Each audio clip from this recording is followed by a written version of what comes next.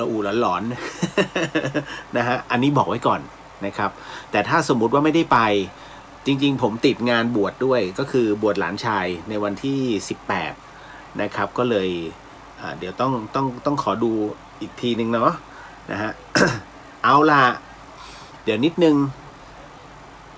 อ๋อบวชเขาบวช18นั้นเป็นการข้อวัดเป็นข้อวัดนะฮะเอาล่ะเดี๋ยววันนี้ก็ยังเหมือนเดิมฮะก็จะนำในส่วนของเรื่องสมทานศีลนะครับรวมไปถึงข้อคำถามมากมายงานบวชด้วยก็คือบวชหลานชายในวันที่ถามเข้ามานะครับก็มีหน้าที่ตอบฮะ นะบังเอิญว่าวันนี้ก็ได้คุยกับครูบาอาจารย์ฮะท่านก็บอกว่าเนี่ยทำไมไม่นำสมาธิด้วยล่ะนำการเรียกว่านั่งสมาธิซะหน่อยไหมผมก็มันคือผมอะไม่ต้องพูดด้วยความสัตย์จริงนะฮะว่าหลวงพี่ภาสกรเนี่ยเวลาท่านนำผมก็ไม่รู้ว่าท่านนำนั่งสมาธิหรือเปล่าแล้วก็นั่งนานแค่ไหนผมก็เลยกลัวว่าไอ้ช่วงที่นั่งสมาธิเนี่ยกับการจัดรายการสดไปด้วยมันจะไม่เข้ากันก็คือมันจะเดทแอร์อันนี้เข้าใจนะฮะแต่ว่าถ้าสมมุติว่าเป็นการไลฟ์กันสมมุติว่าตอนนั้นคือหลวงพี่ท่านนะฮะเวลาท่านไลฟ์สดท่านก็ไลฟ์กับเราคณะศิษย์ชาวแพนด้าขอบตาดำอันนั้นท่านนำสมาธิได้เพราะว่ามันไม่ได้อยู่ในช่วงของการออกอากาศแต่ตรงเนี้ยมันออกอากาศไปพร้อมกัน เพราะฉะนั้นมันจะเป็นช่วงที่เขาเรียกว่า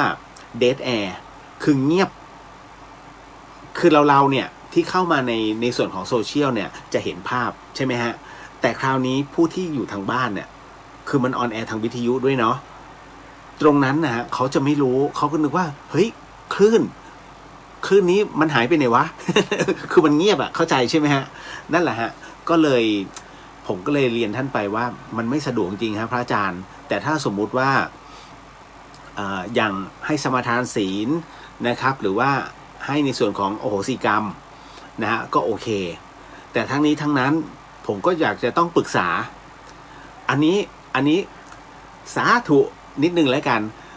คือทุกอย่างเราก็คือพี่น้องกันนะฮะแล้วก็เป็นญาติธรรมเป็นกัลยาณมิตรซึ่งกันและกันนะครับ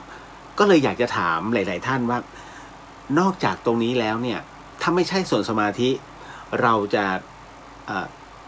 ฝึกอะไรกันได้บ้างแต่ถ้าบอกว่าเป็นพระคาถาอันนี้สงวนนะฮะ ตอนแรกผมก็กล่าวว่าจะสอนวิธีการจับพลัง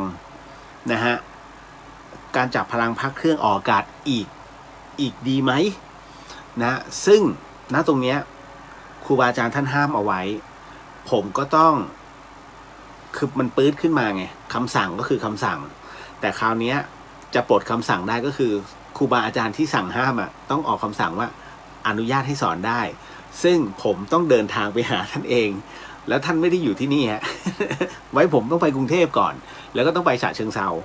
ต้องไปบำเพ็ญที่นู่น9 วัน 9 คืน นะต้องให้พระอาจารย์กบอนุญาตก่อนผมถึงจะสามารถสอนออกอากาศได้นะครับไม่งั้นก็ไม่สามารถทำไมผมถึงกล้าที่จะสอนแบบนี้บางคนเชื่อก็โอเคนะฮะก็คือมันไม่ได้เสียหายไงถูกไหมแต่บางคนไม่เชื่อเขาก็อาจจะเหมือนกับดูหมิ่นดูแคลนอันนี้ระวังนิดนึงในเรื่องของมันเป็นเรื่องของวจีกรรมแล้วก็มโนกรรมเนาะเอาว่า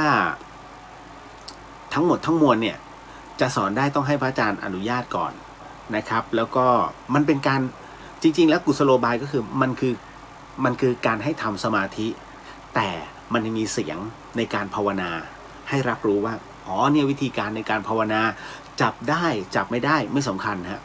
ฝึกกันทุกวันพอฝึกกันทุกวันเสร็จปุ๊บเนี่ยทุกคนก็จะมีกำลังตรงนี้คือผมปื๊ดขึ้นมาเอาดีไม่หว่าเดี๋ยวโดนพระอาจารย์ด่า นะคืออย่างน้อยไม่เดทแอร์นะฮะไม่เดทแอร์แล้วก็เราสามารถที่จะฝึกกันได้นะเป็นวิชาพื้นซึ่งจริงๆมันมีสอนเฉพาะที่ภาคเหนือนะฮะแต่มันก็เกิดจากการฝึกเพราะผมเองก็ไม่ได้เป็น นะฮะในเรื่องของการจับพลังพระเครื่องมาแต่กำเนิดนะฮะก็มาได้ครูบาอาจารย์นี่แหละที่ท่านสอนให้จริงๆผมมานั่งนึกเกี่ยวกับที่พระเดชพระคุณหลวงพ่อยนต์นะที่พิจิตรนะฮะหลวงพ่อยนต์เพิ่งที่หลวงพ่อท่านเพิ่งมรณภาพไปผมเนี่ยได้มีโอกาสไปกราบท่านแค่ครั้งเดียวเพราะว่าหลวงพี่ต้นวัดสันติธรรมเนี่ยแนะนำนะฮะพอไปถึงเนี่ยผมก็คณะใช้คำว่าคณะแล้วกันคณะประมาณ50 คนเนี่ยเข้าไปกราบหลวงพ่อนะฮะแล้วจากนั้นท่านก็สอนพระคาถาให้ผมก็สงสัยหลวงพ่อครับทำไมหลวงพ่อกล้าที่จะสอนพระคาถาให้กับคนแปลกหน้าเนี่ยที่เพิ่งเข้ามาอย่างผมก็แปลกหน้าผมเพิ่งมากราบหลวงพ่อแค่ครั้งเดียวเองนะหลวงพ่อบอกว่าหลวงพ่อไม่เคยหวงหลวงพ่อไม่เคยหวงวิชาแบบนี้เพราะว่าถ้าหลวงพ่อตายมันก็ตายไปกับหลวงพ่อซึ่งมันไม่คุ้มสู้เราสอนดีกว่าจะแปลกหน้าไม่แปลกหน้าไม่สำคัญที่สำคัญคือเมื่อเข้าวัดมาเนี่ยแสดงว่าไม่ใช่คนร้ายแต่เป็นคนดีโอ้ประทับใจมากคำนี้นะฮะผมก็เลยสาธุหลวงพ่อท่านก็เลยสอนพระคาถามาให้บทหนึ่งเป็นบทมหาเมตตาถึงตรงนั้นเนี่ยผมทึ่งมากแล้วคำที่หลวงพ่อสอนแก๊กสั้นๆเนี่ยมันก็เลยจำพอจำมาเสร็จปุ๊บเอาไงดีวะนะฮะคือถ้าเรามีวิชาใช่ไหมถ้าสอนเนี่ยบางอันเนี่ยครูบาอาจารย์ไม่ห้ามก็น่าจะสอนได้แต่ถ้าสมมุติว่าบางอันที่ลึกซึ้งมันต้องเขาเรียกว่าต้องยกพานกันนะซึ่งผมเนี่ยไม่ได้เก่งขนาดนั้นผมก็ยังต้องเรียนต่อไปนะฮะแต่กรณีเรื่องบางเรื่องที่เราไม่จำเป็นต้องยกพานกันเนี่ยสอนได้อีกอันหนึ่งก็คือก็มานั่งนึกหรือว่าเราจะสอนมโนมยิทธิแต่ถ้าสอนมโนมยิทธิหลายๆท่านก็เป็นศิษย์ครูบาอาจารย์อีกมากมายบางท่านก็เป็นศิษย์หลวงพ่อวิริยังบางท่านก็เป็นศิษย์ของหลวงปู่หลวงตาแต่ละพื้นที่นะฮะก็ไม่เหมือนกันใช่ไหมฮะเพราะฉะนั้นก็เอาไม่ดีกว่าผมก็ตีตกตรงนี้ไปนั่นคือเป็นเฉพาะเราจะมาสอนกสิณมันก็คือมันก็ได้นะแต่มันก็ไม่ใช่เพราะบางคนเนี่ยเขาก็เก่งกับเราเห็นไหมมันเหมือนกับผมเอามะพร้าวห้าวไปขายสวนก็ตีตกไป สุดท้ายมันก็เลยไม่มีอะไรมันก็แบล็คไว้ ก็เลยไม่มีเอาไงดีวะสอนอะไรดีงั้นเดี๋ยวเก็บไว้ก่อนถามพวกพี่ๆก่อนดีกว่าว่าท้ายที่สุดแล้วยังไงหรือจะเป็นการสวดมนต์สั้นๆบูชาพระรัตนตรัยอย่างเงี้ยฮะก็ถือว่าเป็นการทำสมาธิในตัวนะฮะอันนี้ก็ไม่เดดแอร์คือผมพยายามจะคิดอะไรก็ตามที่ไม่ให้มันเดดแอร์แค่นั้นแหละแต่ว่าถ้านั่งสมาธิเนี่ยนั่งสมาธิกัน1 นาทีปุ๊บมันจะเงียบเลยเงียบเลยแล้วคุณคิดดูตอนรถติด1 นาทีแล้วเลขมันตี60 59 58 57มันนาน มันนานแล้วมันเดดแอร์คนที่ฟังทางบ้านอะไร อะไรวะเขาไม่เห็นภาพไงแต่เราเห็นภาพกันเนาะ คุณกำลังฟังสถานีวิทยุ FM 104.50 เมกะเฮิรตซ์นะครับสถานีวิทยุเพื่อการศึกษาพระพุทธศาสนาและวัฒนธรรมออกอากาศเป็นประจำนะครับที่วัดฝายหินจังหวัดเชียงใหม่ฮะนะครับแต่จริงๆแล้วออกอากาศได้ทุกที่ นะเพราะว่าสมัยนี้นะฮะตรงไหนก็ได้ส่งสัญญาณแต่เมื่อก่อนมันไม่ได้ไงถ้าย้อนกลับไปประมาณสัก5-6 ปีที่แล้วเนี่ยจัดตรงไหนไม่ได้นะคุณจริงๆผมพยายามต้องไปซื้อซิมการ์ดที่มันมี Wi-Fi เสร็จปุ๊บอย่างตอนคุณแม่ป่วยคุณแม่ผมป่วยที่ต้องเข้าโรงพยาบาลวชิระผมจัดไดเฮียนเนี่ยจัดแล้วเปิดหลอนมีมิกตัวหนึ่งนะเสร็จปุ๊บก็จัดไปด้วยพูดไปด้วยแล้วก็พอพยาบาลเข้ามาตรวจเช็คอาการคุณแม่ตอนดึกๆผมก็ปิดม่านฟึบ นะแล้วพยาบาลก็แง้มดูผมจัดรายการวิทยุอยู่ครับพยาบาลก็ยิ้มอุ้ยขอโทษค่ะ แล้วก็มาตรวจคุณแม่แล้วก็ไปนะฮะตั้งแต่นั้นเดินเข้าออกตามบอร์ดเขาจะมองตามไอ้นี่ใช่ไหมไอ้นี่นะฮะ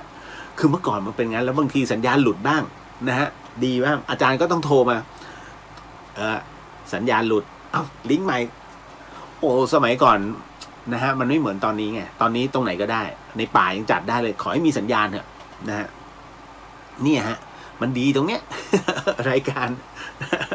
เอาละฮะก็เดอะเฮียนควบคุม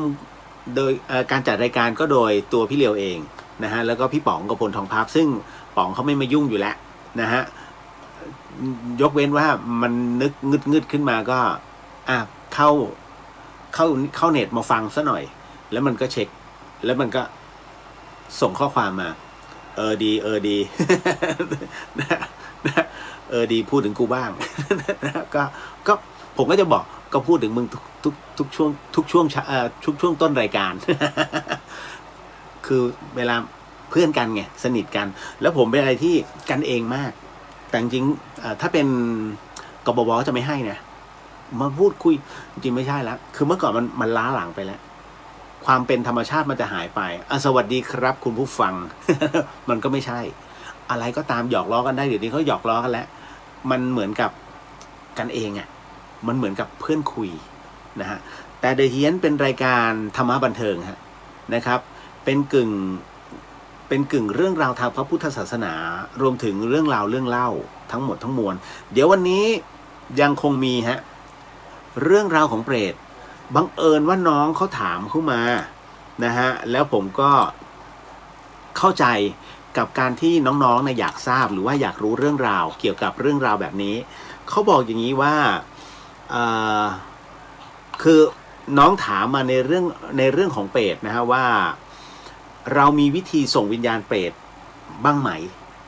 คือเขาเจอมานะฮะอันนี้เข้าใจถามมาแบบนี้เราหรือจะไม่ตอบเพราะว่ามันเป็นการโมทนาสัพพวิญญาณนะฮะแล้วมันตรงคอนเซปต์เดอะเฮียนวันนี้ผมก็ได้รับความเมตตาจากคุณหมอเรียกว่าน้องหมอแล้วกันนะฮะส่งเรื่องราวมาให้ตามสัญญาฮะเพราะว่าวันนี้ก็เมื่อวานป้าแก้วส่งข้อความมาไงว่าป้าแก้วโดนผีแม่ลูกอ่อนต้องใช้คำว่าก็ต้องเป็นงั้นนะผมไปนึกถึงอะไรว่า อย่าเลยเป็นการลบหลู่เนี่ยนั่นแหละวันนี้ก็คล้ายๆกันฮะนะฮะก็เป็นเรื่องราวแบบนั้นนะฮะหมอเจอผี เดี๋ยวมาฟังกันก็มีนะฮะเรื่องราวของการถามพื้นที่ในการเดินจงกรมมันไม่มีจะต้องทำไงเดี๋ยวจัดให้นะฮะเดี๋ยวคุยกันนะฮะวันนี้ทุกๆเรื่องราวก็คงจะครบอรรถรสนะฮะวันพรุ่งนี้ก่อนอโหสิกรรมชำระร่างกายก่อนนะครับแล้วก็พร้อมเรียกว่าล้างจิตล้างใจนิดนึงเป็นไปได้เข้าสมาธิก่อนสัก5 นาทีนะ3-5 นาทีคงไม่เป็นไรมั้งฮะคุณผู้ฟังนะฮะเข้าสมาธิก่อนแล้ว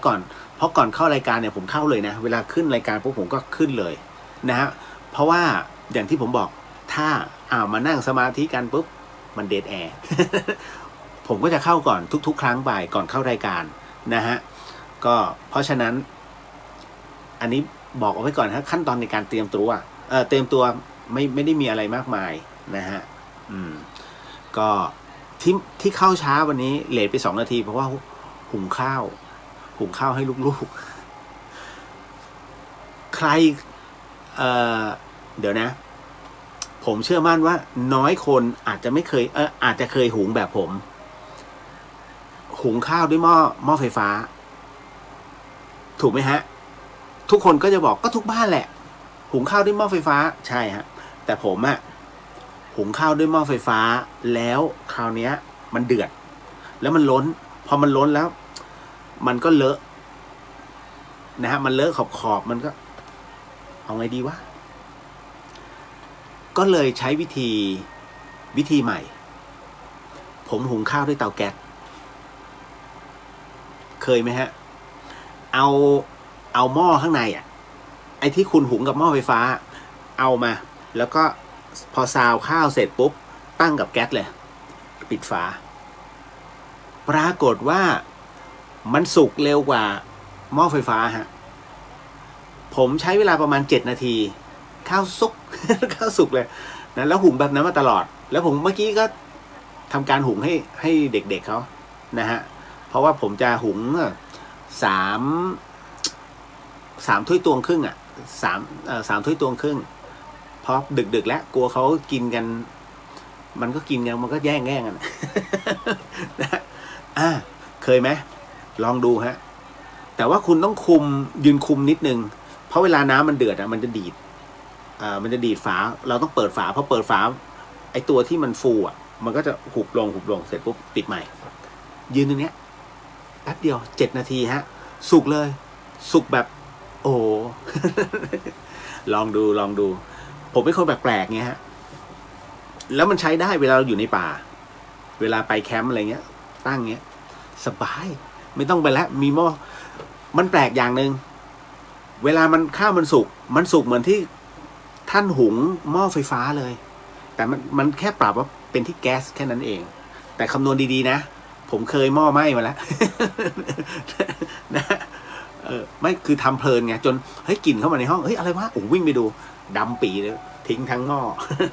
ต้องมานั่งขัดหม้อใหม่นะฮะขออนุญาตครับเดี๋ยวทักทายก่อนเนาะแล้วเดี๋ยวจากนั้นก็มาเข้าสู่เรื่องราววันนี้มันจริงๆนะฮะแล้วบางคนก็ทักเรื่องราวของคุณแม่ผมเป็นอัลไซเมอร์จริงๆนะเดี๋ยวขออนุญาตพูดถึงคุณแม่ก่อนนะฮะ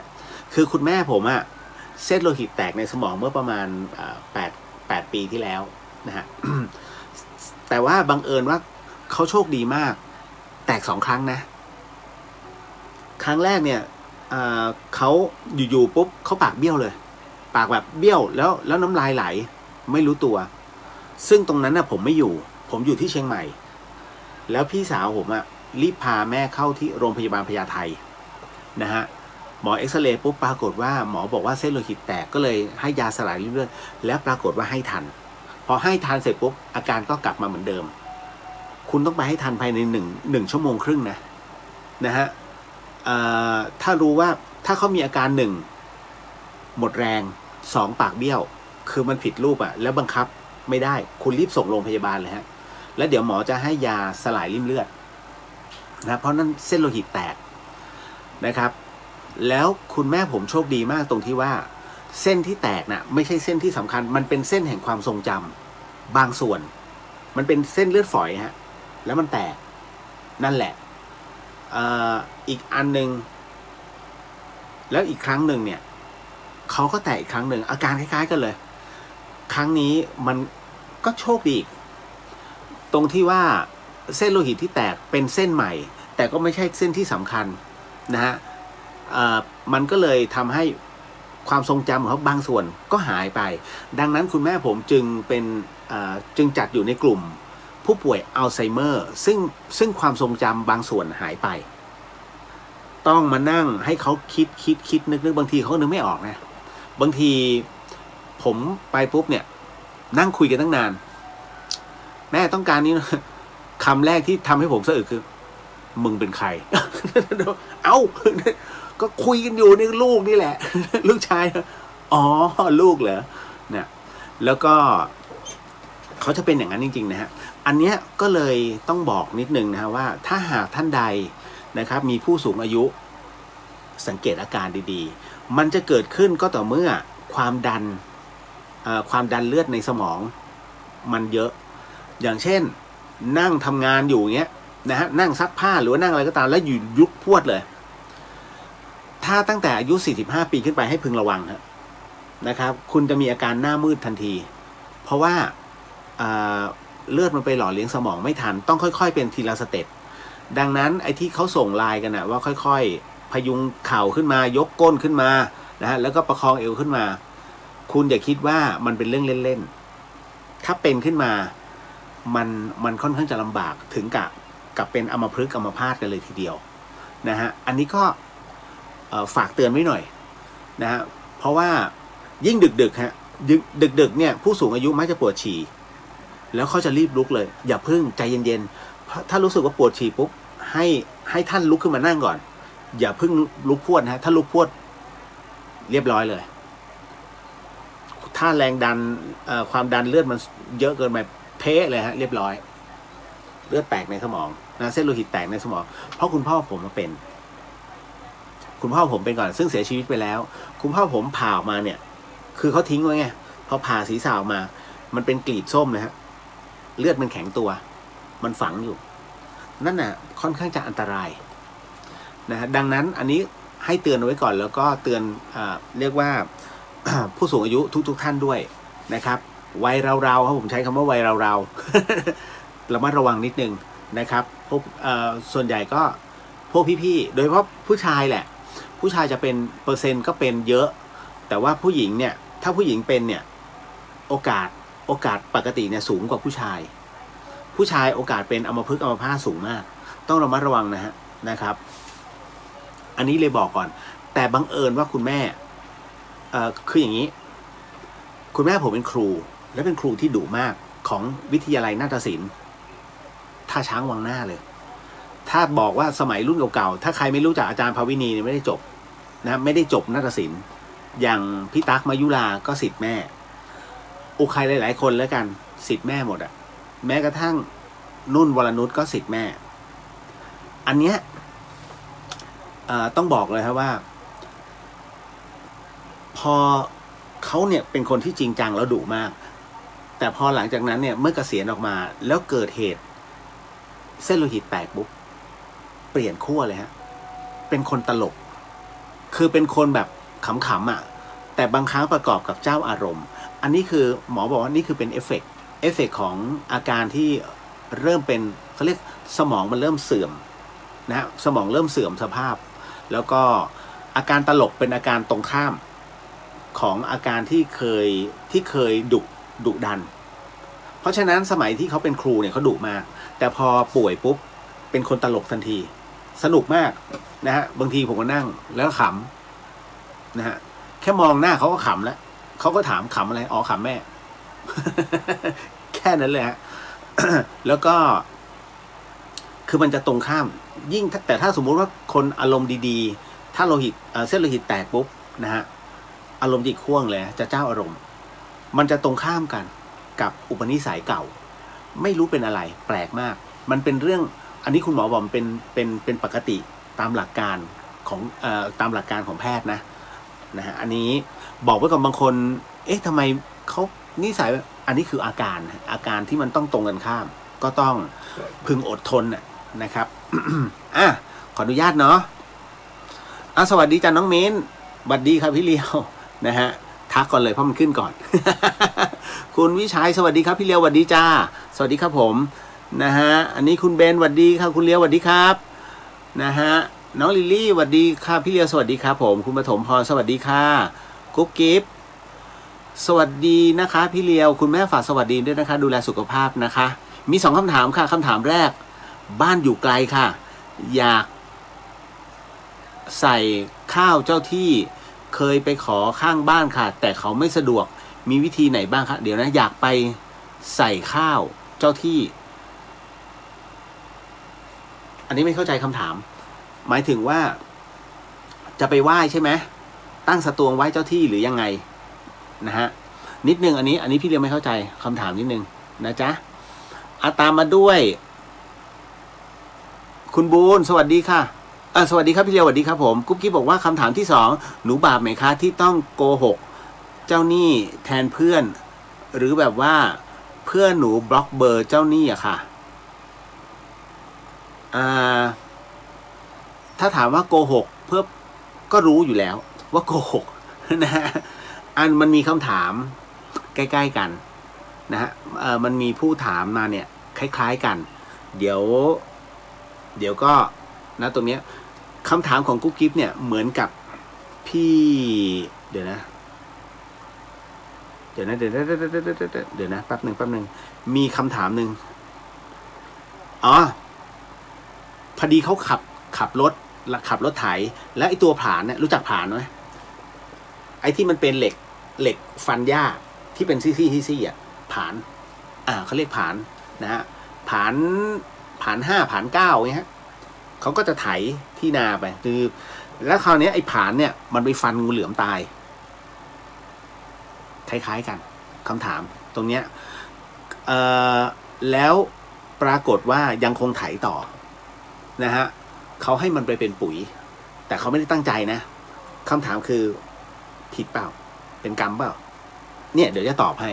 คล้ายๆกันนะกุ๊กกิ๊บเดี๋ยวแป๊บหนึ่งแล้วกันเนาะ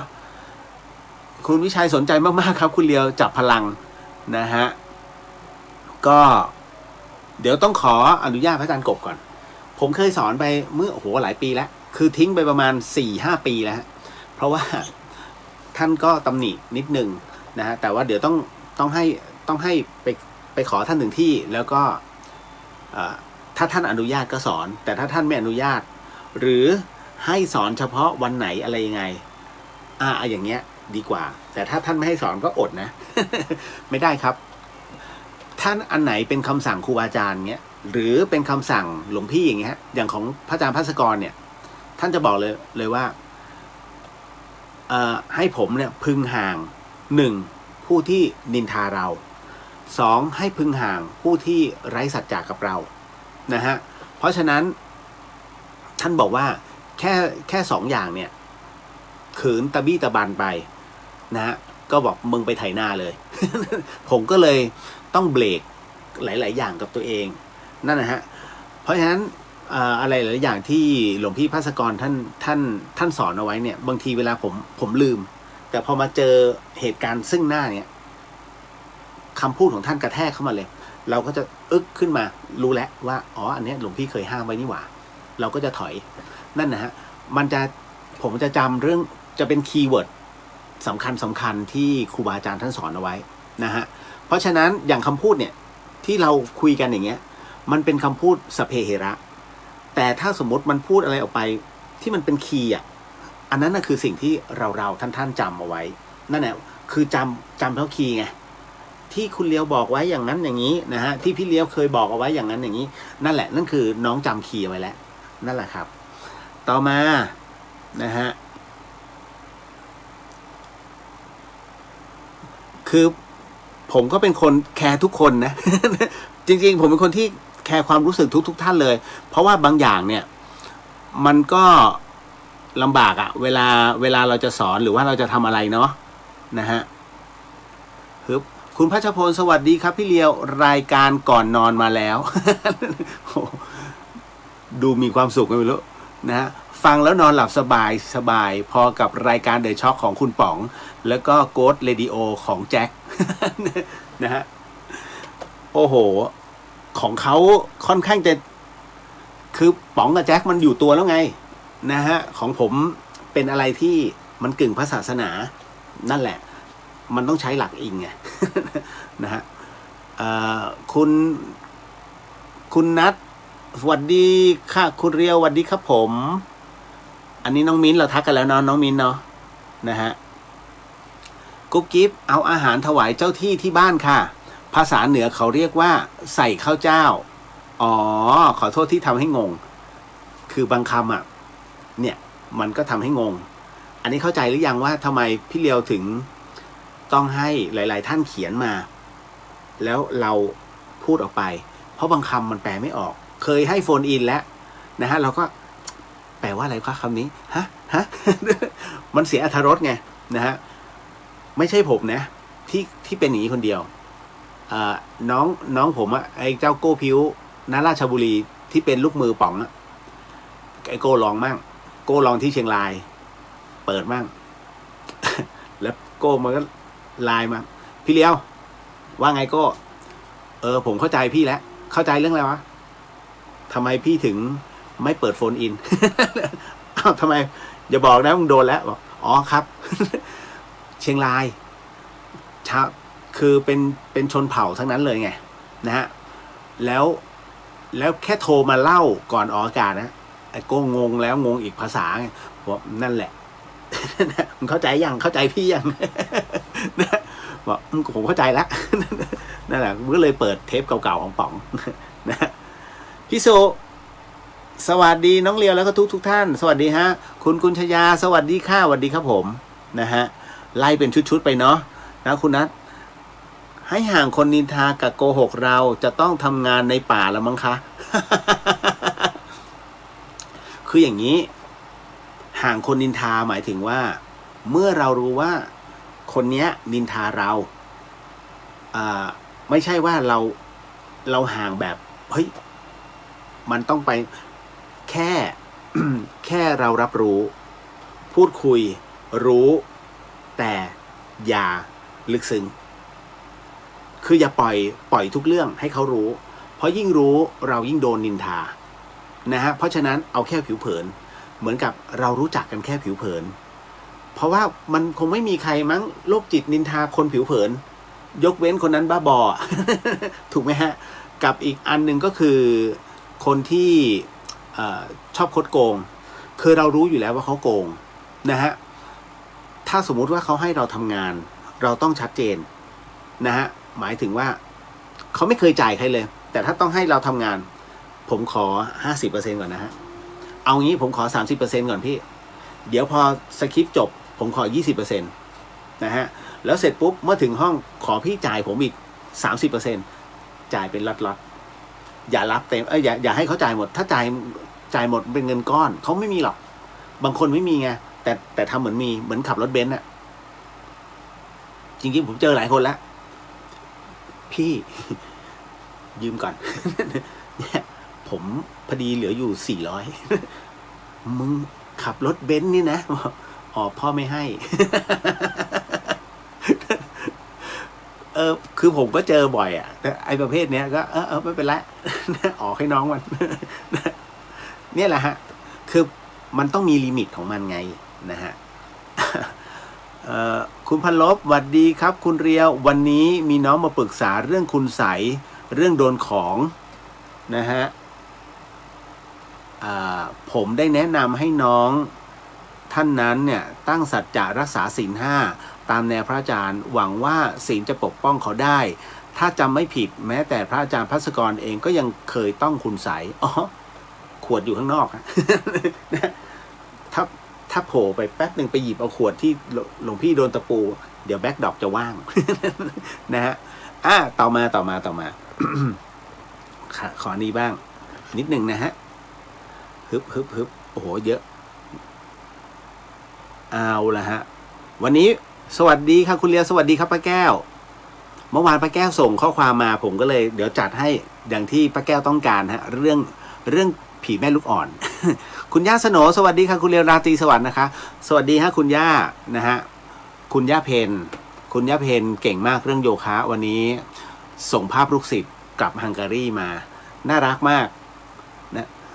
คุณย่าเพนอายุมากแล้วนะคุณย่าหลับแล้วนะผมถือว่าคุณย่าหลับแล้วคุณย่าเพนน่ารักมากนะฮะแล้วเป็นผู้หญิงทั้งคุณย่าและคุณปู่เป็นคนที่หุ่นดีทั้งคู่เนื่องจากว่าเธอเรียนโยคะมาจากอินเดียจากต้นลำรับเลยใจเราก็อยากจะถามแต่คุณย่าตั้งใจจะพาผมไปกินแล้วก็ไปเที่ยวซึ่งมันมีเวลาจำกัดไงแต่ใจผมอยากจะถามคุณย่ามีวิธีดูแลตัวเองยังไง ทำไมคุณย่าแบบโอ้โหแขนคุณย่าจังแบบตึงอ่ะแล้วแบบสวยอ่ะแบบประมาณนะคุณต้องเจอคุณย่าเพนนะฮะอันนี้บอกไว้ก่อนเนี่ยสำคัญมาก เรื่องสุขภาพสำคัญนะฮะพี่สุวรรณยาสวัสดีค่ะนะฮะพี่บุญลมสวัสดีน้องเรียนแล้วก็ทุกท่านสวัสดีครับผมนะฮะมาถึงคุณติ๊กสวัสดีค่ะคุณเรียวสวัสดีฮะคุณจินชาสวัสดีค่ะคุณเรียววันนี้ไลฟ์หรือครับเมื่อคืนสลบไม่รู้ตัวตื่นขึ้นมาคุณเรียวยังพูดอยู่แต่เสื้อคนละตัวอ๋อใช่นะฮะท่านนำสมาธิประมาณ3 นาทีค่ะ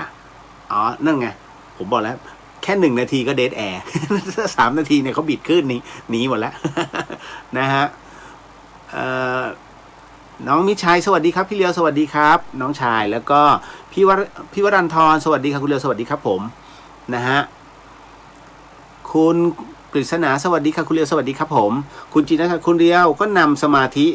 แบบบรรยายคล้ายๆช่วงจูงจิตให้คนฟังสงบลงไปด้วยแล้วก็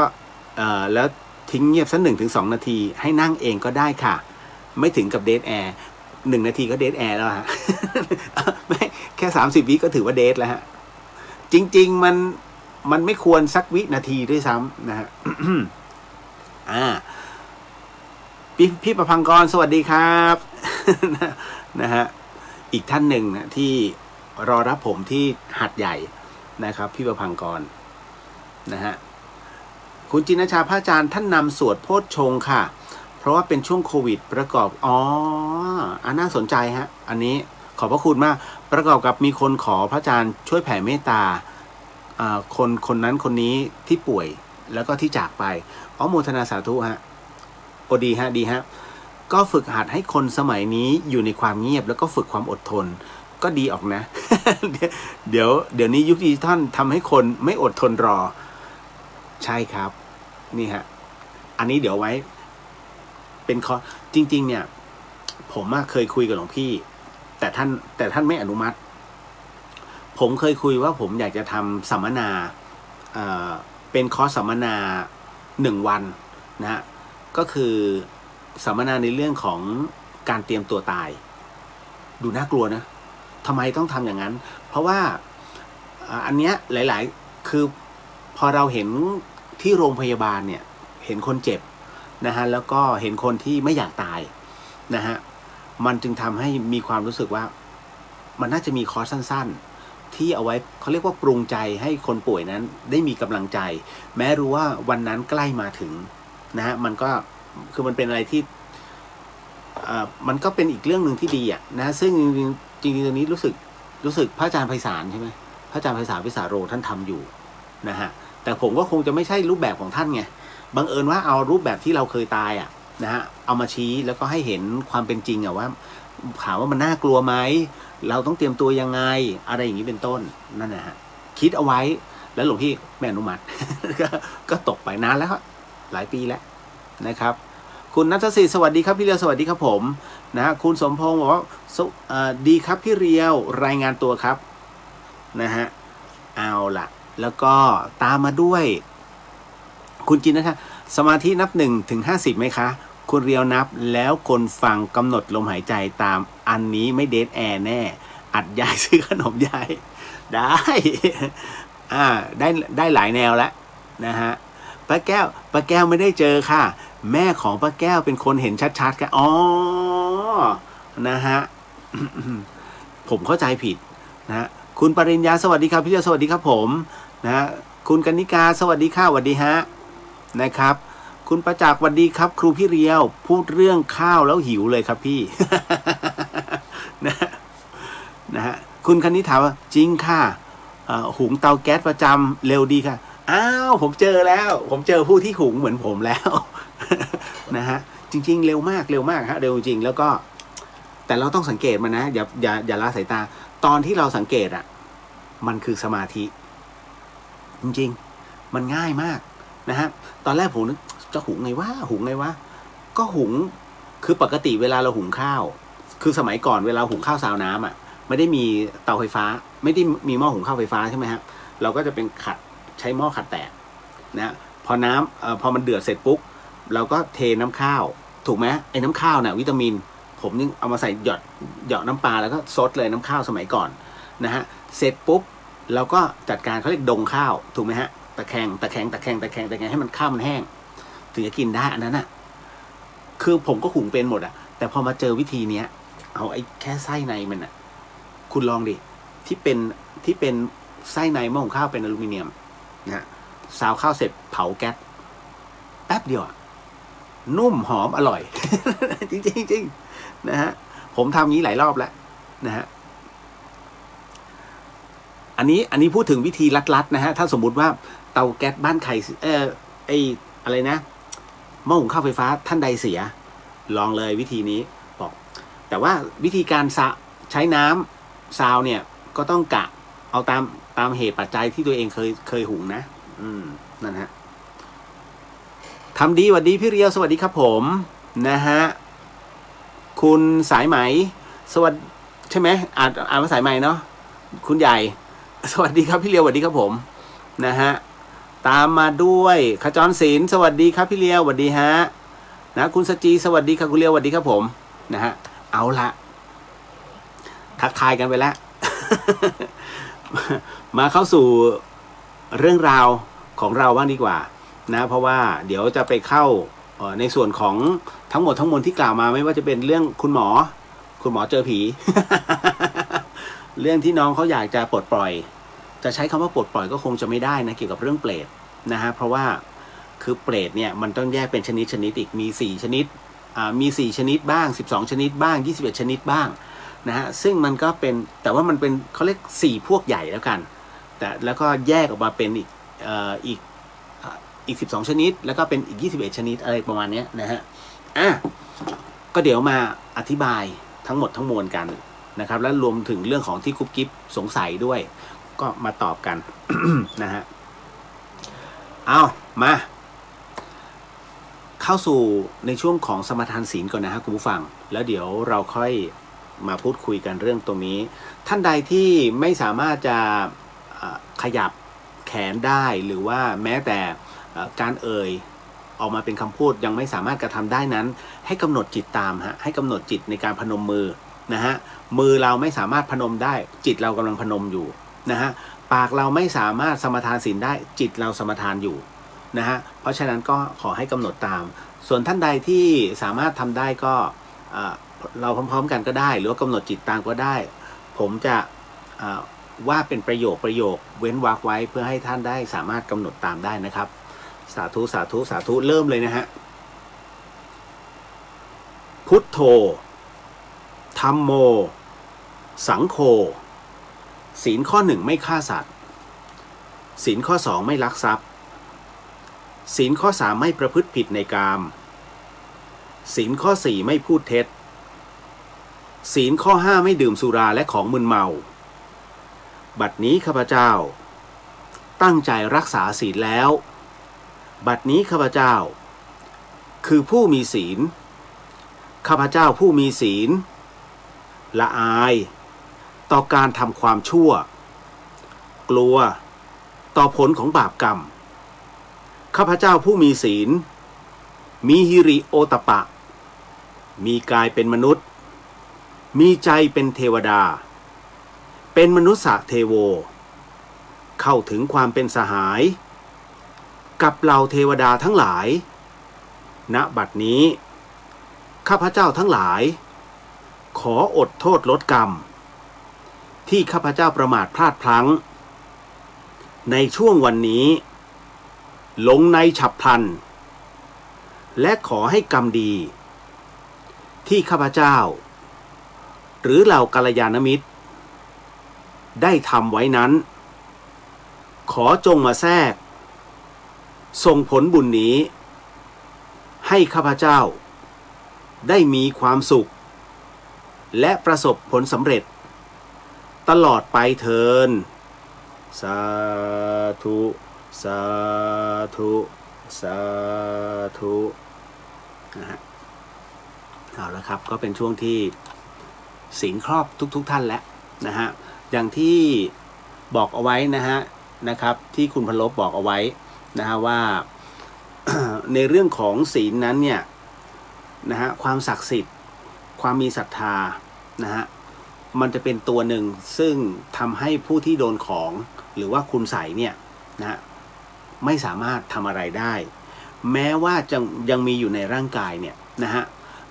มันบรรเทาได้แต่มันเอาออกไม่ได้เพราะมันเข้าไปแล้วมันก็เหมือนเราฉีดยาไปแต่ทำไงล่ะนะฮะนะฮะในส่วนของคนที่มีศีลนะฮะคนมีศีลเนี่ยเขาเรียกว่าคนที่เทวดาคุ้มเมื่อสมทานศีลนะฮะเรามีศีลประพฤติปฏิบัติตัวอย่างมีศีลคราวนี้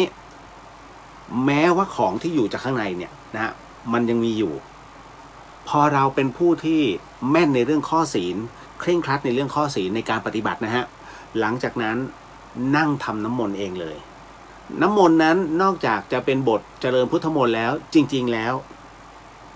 แค่ตั้งขันขึ้นมาเนี่ยแล้วอธิษฐานทำสมาธิเอาขันน้ำมนต์อยู่ในมือนะฮะให้มีสมาธิแล้วจิตเพ่งไปที่น้ำนะก็คือน้ำในขันเนี่ยนะฮะขอให้น้ำในขันนี้เป็นน้ำมนต์ช่วยบรรเทานะทั้งหมดทั้งมวลนะสัพพทุกข์สัพพโรสัพพโศกสัพพโรคสัพพภัยสัพพเคราะห์เสนียดจันไรทุกสิ่งอัน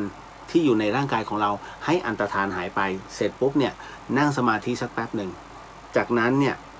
คุณแบ่งเป็น2 ส่วนแรกดื่มส่วนที่2ลดหัวนะฮะ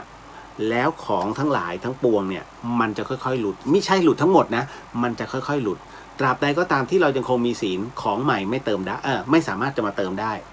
ของเก่าที่มันอยู่ข้างในมันจะค่อยๆออกไปเพราะฉะนั้นศีลนั้นจึงเป็นข้อที่คลุมแล้วก็ครอบมันก็เหมือนกับว่าเราถูกรถชนนะฮะแล้วสมมุติว่าเราถูกรถชนแล้วเราบาดเจ็บคล้ายๆกันเวลาหมอรักษาเนี่ยไม่ใช่ฉีดยาปุ๊บหายเลยไม่ใช่มันจะต้องค่อยๆหายถูกไหมฮะนั่นแหละเพราะเหตุมันเกิดขึ้นแล้วนะจะกินปุ๊บนะพุ่งพรวดทั้งหมดเลยไม่ใช่นะฮะต้องค่อยๆทำทีละนิดเหมือนกันหลวงพี่เอาออกเนี่ยเอาของไปออกพระอาจารย์ภัสกรไปเอาตะปูออกจากตัวเนี่ย2 ครั้ง 2 คราต้อง2 รอบนะฮะเหมือนกับตอนที่ไปบ้านผู้ที่เขาสอยดาวไปเอาของออกหลวงพี่ก็ไป2 ครั้งนะฮะถึงจะหมดผมไปครั้งเดียวนั่นแหละฮะแต่ผมไปตอนที่ไคลแม็กซ์พอดีโอ้โหแต่ละคนโอ้โหเหมือนการเล่นกลแต่มันไม่ใช่ไงเราก็เห็นแล้วโอ้โหแต่ละอันมีกลิ่นด้วยนะน้ำเหลืองยังมีเลยบีแป้งมาเป็นน้ำเหลืองหยดตึกโอ้โหตายแล้วคุณเอ้ยนะฮะฉีดตอนไหนนะแป้งเขาก็ปั้นเองนะฮะมือเดียวมันเป็นอะไรที่ค่อนข้างจะอัศจรรย์พอสมควรไม่เห็นกับตาเราก็ไม่เชื่อแต่บังเอิญเห็นไงนะฮะ เอาล่ะก็อันนี้ผมพูดเป็นในแล้วเนาะ นะอันนี้คุณพลบก็บอกน้องคนนั้นซะนะฮะ มันคือบางทีจะเป็นคนโดนของในวันนี้จะทำงานของมันจะทำงานนะฮะยิ่งพรุ่งนี้วันพระโอ้ทำงานหนักขึ้น15 ค่ำฟืดจะมันเขาเรียกมันจะวิ่งนะฮะของมันจะวิ่งแต่บางทีวันนี้ก็ยังมันจะไปพรุ่งนี้นะทุก15 ค่ำเนี่ยมันเล่นเราแล้วเอาล่ะมาเข้าสู่เรื่องราวตรงนี้เนาะหนุ่มพเนจรศีลข้อ3ตั้งแต่เกิดจนทุกวันนี้31 ปีผมรักษาไม่เคยขาดสาธุนะฮะผมมาขาดประจำอ่ะ ไม่เมื่อก่อนนะฮะ โอ้ยสมัยสนั่นฮะสมัยหนุ่มๆ หลวงพี่ยังบอกเลยมึงกับกูนี่เป็นกระจกซึ่งกันและกัน นั่งขำกัน2 คน อ้าวล่ะเดี๋ยวนะฮะมาเข้าสู่เรื่องละเดี๋ยวผมขอย้อนขึ้นไปก่อนพอดีมีหลายๆท่านถามมาคำถามแรกก่อนเลยพี่เลียวคะวันนี้พ่อขับรถทับนกพิราบตายด้วยหนูสงสารมันจังแต่พ่อเขาก็ไม่เห็นนะทำไมนกมันมาถูกรถทับตายหนูไม่เข้าใจเคยเห็นใช่ไหมฮะนกถูกรถทับตายในถนนทั้งนกพิราบทั้งนกนกอะไรนกตะกุมใช่ไหมเนี่ยนกตะกุมหรือนกกระปูดนั่นแหละตัวมันน้ำตาลดำๆไม่อีกานะอีกายังฉลาด นะผมเห็นเนี่ยโอ้ยถนนสายเอเชียเนี่ยถูกทับกระจายถูกชนตายนกนะมีปีกแต่ไม่บินคราวนี้เดี๋ยวต้องบอกก่อนนะฮะถ้าไม่เห็นถือว่ากรรมนั้นเนี่ยมันยังไม่เขาเรียกว่ามันยังไม่ครบองค์ก็คือความตั้งใจมันไม่มีเมื่อความตั้งใจไม่มีนะฮะกรรมที่ได้นะเป็นเศษกรรมนะฮะคือมันเกิดขึ้นแล้วมันกระทบต่อชีวิตคนแล้วมันกระทบต่อชีวิตสัตว์แล้วถูกไหมฮะดังนั้นน่ะแน่นอนที่สุดนะฮะมันจะมีผลกลับมาแต่กลับมาแบบไหนเล็กใหญ่ว่ากันไปตามเหตุปัจจัยอันนึงก็คือว่าธรรมชาติของนกมันต้องบินถูกไหมฮะคราวนี้ไม่ว่าจะเป็นนกพิราบหรือว่านกไอตะกุมเนี่ยผมเรียกนกตะกุมเนี่ย นะนกพิราบเนี่ยถ้ามันบินไม่ไหวแสดงมันป่วยอันนี้ต้องถามหมอหนิงน่าจะรู้นะฮะคราวนี้ในส่วนของนกเนี่ยนอกจากมันเป็นโรคแล้วเนี่ยมันเผลออีนกตะกุมเนี่ยมันเผลออะไรเผลอมากินเหยื่อคุณสังเกตไหมฮะเวลารถเนี่ยขับในช่วงตอนกลางคืนแมลงมันเยอะชนปุ้งปังแมลงมันตกตายในกลางถนนเท่านั้นเลยนกเนี่ยมันฉลาด มันก็เลยลงมาช่วงเช้ามืดเนี่ยออกจากรางปุ๊บเล่นก่อนเลยฮะกินเหยื่อที่ตรงถนนที่รถมันชนทิ้งไว้เนี่ยนะไม่ต้องไปหาไงนะริมถนนเยอะแยะหมดไส้เดือนเล่นหมดแต่คราวนี้มันก็มีบางตัวถึงคาดบินไม่ทันแล้วรถวิ่งเร็วเกินพัวเรียบร้อยหน้ากระจกนะฮะก็มีนั่นคือเป็นเหตุแห่งกรรมนะถามว่ารถตั้งใจไหมรถเขาก็ไม่ได้ตั้งใจเพราะเขาวิ่งมาตรงนั้นแต่มันเป็นกรรมซึ่งกันและกันนกตัวนั้นกับคนนี้ที่ขับรถมามีกรรมร่วมกันมันจึงเป็นจังหวะพอดีแห่งชีวิตฮะนั่นแหละฮะมันไม่มีใครหรอกคุณที่อยากจะไปอยู่อยากไปฆ่าแบบไม่มีเหตุผลยกเว้นมนุษย์ที่ชอบฆ่าคนเท่านั้นนะฮะที่เป็นสัตว์ประเภทไม่มีเหตุผลมีทั้งเหตุผลและไม่มีเหตุผลนะดังนั้นที่คุณเห็นว่าเมายาบ้าฆ่าคนนั้นด่าคนนี้ตีคนนู้นนะฮะเห็นไหมนี่คือผู้ที่ไร้ซึ่งปัญญาคนที่เขามีปัญญาหรือว่าเป็นผู้ที่เรียกว่าเป็นมหาบุรุษนะฮะเป็นมหาสตรีทั้งหลายเนี่ยเขาไม่ทำ นะฮะเขาคือทุกอย่างเป็นความรอบคอบแห่งสตินี่แหละฮะเพราะฉะนั้นมันเป็นกรรมร่วมกันนะฮะณตรงนี้เก็ตเนาะไม่ใช่มันไม่อยากบินหรอกน้องเพียงแต่มาหาอาหารแล้วมันเผลอเป็นช่วงที่เผลอวันแล้วต้องมีข่าวนี้ ข่าวจากข่าวของดาราสาวเลยกันผมถ้าก็รู้แล้วเนาะแตงโมจากข่าวของน้องแตงโมที่มีคนบวชพราหมณ์ให้น่าจะหมายถึงปอกับโรเบิร์ตถูกไหมฮะผมว่าแล้วต้องมี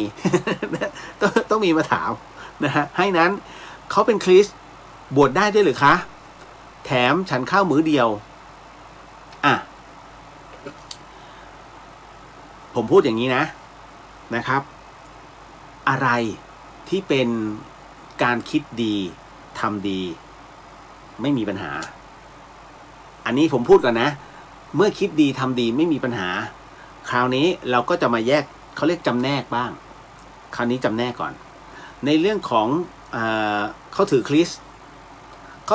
แต่เขาบอกว่าเขาเคยบวชพุทธมาแล้ว4 ครั้งครั้งนี้คือครั้งที่5ต้องถามก่อนว่าปกติแล้วบวชเนี่ยศรัทธาหรือเปล่าหรือว่าบวชเล่นๆถ้าบวชเพื่อต้องการศึกษา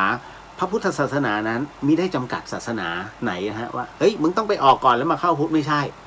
พระพุทธเจ้าไม่เคยบอกเหมือนกับการเหมือนกับนั่งสมาธินะฮะนั่งสมาธิจริงๆแล้วเราเป็นผู้ไปตีความว่าต้องนั่งท่าสมาธิเท่านั้นจึงจะเป็นการนั่งสมาธิพระพุทธเจ้าไม่เคยบอกพระพุทธเจ้าบอกว่ายืนเดินนั่งนอนถูกไหมฮะยืนเดินนั่งนอนนั่นคือทุกสิ่งอันคือสมาธิแต่ท่านไม่ได้พูดถ้าจะด่าผมเรื่องนี้นิดนึงผมไม่ได้พูดเองพระอาจารย์นนจันทร์นะเป็นผู้ เป็นผู้ที่พูดตรงนี้ขึ้นมานี่ฮะเพราะฉะนั้นผมถึงต้องหยิบยกคำของครูบาอาจารย์เนี่ยมาพูดว่าพระพุทธองค์นั้นไม่ได้กำหนดนะเช่นกันดังนั้นตรงนี้พระพุทธเจ้าเองก็ไม่ได้กำหนดว่าเฮ้ยมึงนอกศาสนานะไม่ลองก่อนนะฮะแต่คราวนี้เมื่อบวชแล้วต้องประพฤติดีปฏิบัติดีนะฮะถึงจะโอเคแต่ถ้าบวชแล้วเหมือนกับที่จ้างมาทำลายพระพุทธศาสนาอันนี้ก็เยอะไม่รู้ใช่ไหมมีฮะผมก็รู้ว่าบางทีแบบไอ้เนี่ยนะฮะถูกจ้างมาแน่ๆนะก็จริงๆเขาเคยจับได้นะฮะพระวิญญาธิการเนี่ยจับได้สารภาพถูกจ้างมาให้บวชนะฮะคือทุกเดือนจะมีเงินเดือนให้เขาไม่สนใจนะเพราะเขาเป็นคนที่ถือผีไม่มีถูกจ้างมาบวชเล่าเลยแล้วกันถูกจ้างมาบวชให้เป็นระยะเวลา7 ปีระยะเวลา7 ปีจะดูแลครอบครัวให้มีเงินให้แต่เมื่อพรรษาที่4เมื่อไหร่เนี่ยช่วยกรุณานิดหนึ่งอะไรก็ได้ที่ทำให้เริ่มถูกตำหนิอะไรก็ได้ที่ทำให้ดูแล้วพุทธศาสนาถูกโจมตีเขามีอย่างนี้นะฮะถ้าทำได้ให้ครั้งละ 5,000 นี่เป็นไงเล่าอันนี้ก็เหตุการณ์ที่เกิดขึ้นนั้นมานานแล้ว แต่ปัจจุบันนี้มุกนี้ยังใช้อยู่หรือเปล่าตอบไม่ได้ อันนี้ตอบไม่ได้นะฮะแต่มีฮะขบวนการนะมีฮะคราวนี้พอมาถึงนะตรงนี้ในกรณีของปอกับโรเบิร์ตเขาเนี่ยเขาบวชพราหมณ์ยังไงถ้าบวชพราหมณ์เนี่ยไม่น่ามีปัญหาแต่ถ้าบวชพระมีปัญหาเพราะว่าต้องไม่มีมนทินคืออันนี้พระอุปชฌาย์รู้ดีหมายถึงไม่ว่าจะอะไรก็แล้วแต่ต้องเป็นผู้บริสุทธิ์ตามกฎหมายนะที่บัญญัติเอาไว้นะเมื่อปี2536นะฮะก็จะมีอยู่ตรงนี้เพราะฉะนั้นพระอุปชฌาย์จะเป็นผู้ที่คัดกรองอย่างดีนะฮะดังนั้นเขาจะกินข้าวมื้อเดียวไม่เรียกฉันนะพราหมณ์นะทานข้าวมื้อเดียวอย่างได้เลยนะทานข้าวมื้อเดียวจะนอนเมนแล้วแต่ขอให้เขามีความตั้งใจถึงได้บอกว่าคิดดีทำดีโอเคนะฮะแล้วก็ไม่ผิดพระวินัยคราวนี้มันก็จะมีหลายๆท่านไม่เข้าใจมันก็เลยเป็นอีกหนึ่งเรื่องเลยนะฮะอันนี้ผมก็ไม่ได้ตามนะว่าทัวร์ไปลงตรงไหนก็ไม่รู้นะฮะคือเรื่องบางเรื่องมันต้องศึกษาพอสมควรทำไมเขาจึงไม่มีคนแย้งก็เพราะว่ามันไม่ได้ผิดตามหลักพระพุทธศาสนาผมก็เลยพ่วงมาอีกอันนึงเดี๋ยวมีเดี๋ยวแป๊บหนึ่งนะอันไหนนะเมื่อกี้เหมือนกันเรื่องของดาราเดี๋ยวนะอันไหนวะใครนะจุ้ยใช่จุ้ยเดี๋ยวแป๊บนึงอันไหนไปไหนแล้วเดี๋ยวนะอ๋อนี่พี่เลียวคะทำไมเขาจึงห้ามคนท้องไปงานศพจริงหรือเปล่าคะเห็นในข่าวดาราเขาเมาส์กันไม่ต้องมาเห็นข่าวหรอกพี่เลียวก็ได้ยินอยู่ นะเพราะเปิดกันดังลั่นนะใครนะดีเจพุทธกับน้องจุ้ยใช่ไหมคืออย่างนี้เห็นบอกทัวร์ไปลงน้องเขาอันเนี้ยต้องบอกเลยนะฮะว่าถ้าตามหลักแล้ว เป็นสิทธิ์ของเขาถูกไหมฮะตามหลักแล้วนี่เป็นสิทธิ์ของทั้งคู่เลยทั้งจุ้ยแล้วก็ทั้งพุทธเขาจะไปไม่ไปเรื่องของเขาไม่ต้องโอ้ยไม่จำเป็นนะไม่จำเป็นแต่อันหนึ่งเนี่ยซึ่งน่าสนใจมาก แต่เด็กรุ่นใหม่ไม่ค่อยรู้ เด็กรุ่นใหม่ไม่รู้แล้วก็ไม่ใส่ใจนะฮะก็คือเรื่องราวที่เขาเรียกว่าเป็นการถือเคล็ดกันของคนโบราณทุกอย่างคือโบราณแน่นอนนะ ถ้าสิ่งไหนไม่มีมูลมันจึงไม่มีข้อกำหนดและเกิดขึ้นมันต้องมีบางสิ่งบางอย่างเพราะฉะนั้นเนี่ยจุ้ยเขากำลัง เหมือนว่าเตรียมท้องหรือว่าท้องแล้วก็วันนี้ผมไม่เข้าใจผมไม่มั่นใจนะ เพราะไม่ได้ตามข่าวดาราแต่คราวนี้สมมุติ สมมุติว่าท้องเขาห้ามคนท้องไปงานศพอยู่แล้วฮะแต่ไหนแต่ไรแล้วมันมีเหตุผลนะฮะก็คือ1งานอาวมงคลเนี่ย ผมถามว่าเป็นงานร่าเริงหรือว่างานเศร้าโศกงานเศร้าโศกอย่าลืมนะฮะเด็กที่อยู่ในท้องสายสัมพันธ์เขาคือสายสะดือที่ถึงเข้ามาในจิตใจของผู้เป็นแม่เมื่อแม่เสียใจมันถึงลูกฮะจะให้ลูกเข้าไปในงานเศร้าโศกเสียใจแบบนั้นเหรอมันซึมนะคุณอันนี้หนูดีเป็นคนบอกเลยหนูดีคือผู้ที่เปิดสถาบันพัฒนาแม่และเด็กอะที่ให้เด็กเป็นอัจฉริยะได้ก็คือต้องในขณะที่ลูกกำลังท้องลูกอยู่คุณอ่านเลยภาษาอังกฤษให้ลูกฟังนะฮะใช้เพลงบรรเลงบีโธเฟนแล้วเด็กเนี่ยเขาจะซึมซับพลังบวกนั่นคือสิ่งที่มีการทดลองแล้วว่ามันเป็นเช่นนั้นจริงๆเพราะฉะนั้นเมื่อไปงานอาวมงคลเนี่ยมันจะซึมซับนะฮะกรณีตรงนี้พอมันซึมซับขึ้นมาแย่แล้วฮะนะครับหลังจากนั้นพอไปถึงเสร็จปุ๊บกลิ่นรอบข้างกลิ่นงานศพคุณคิดว่ากลิ่นอะไรเยอะแยะไปหมดเลยกลิ่นธูป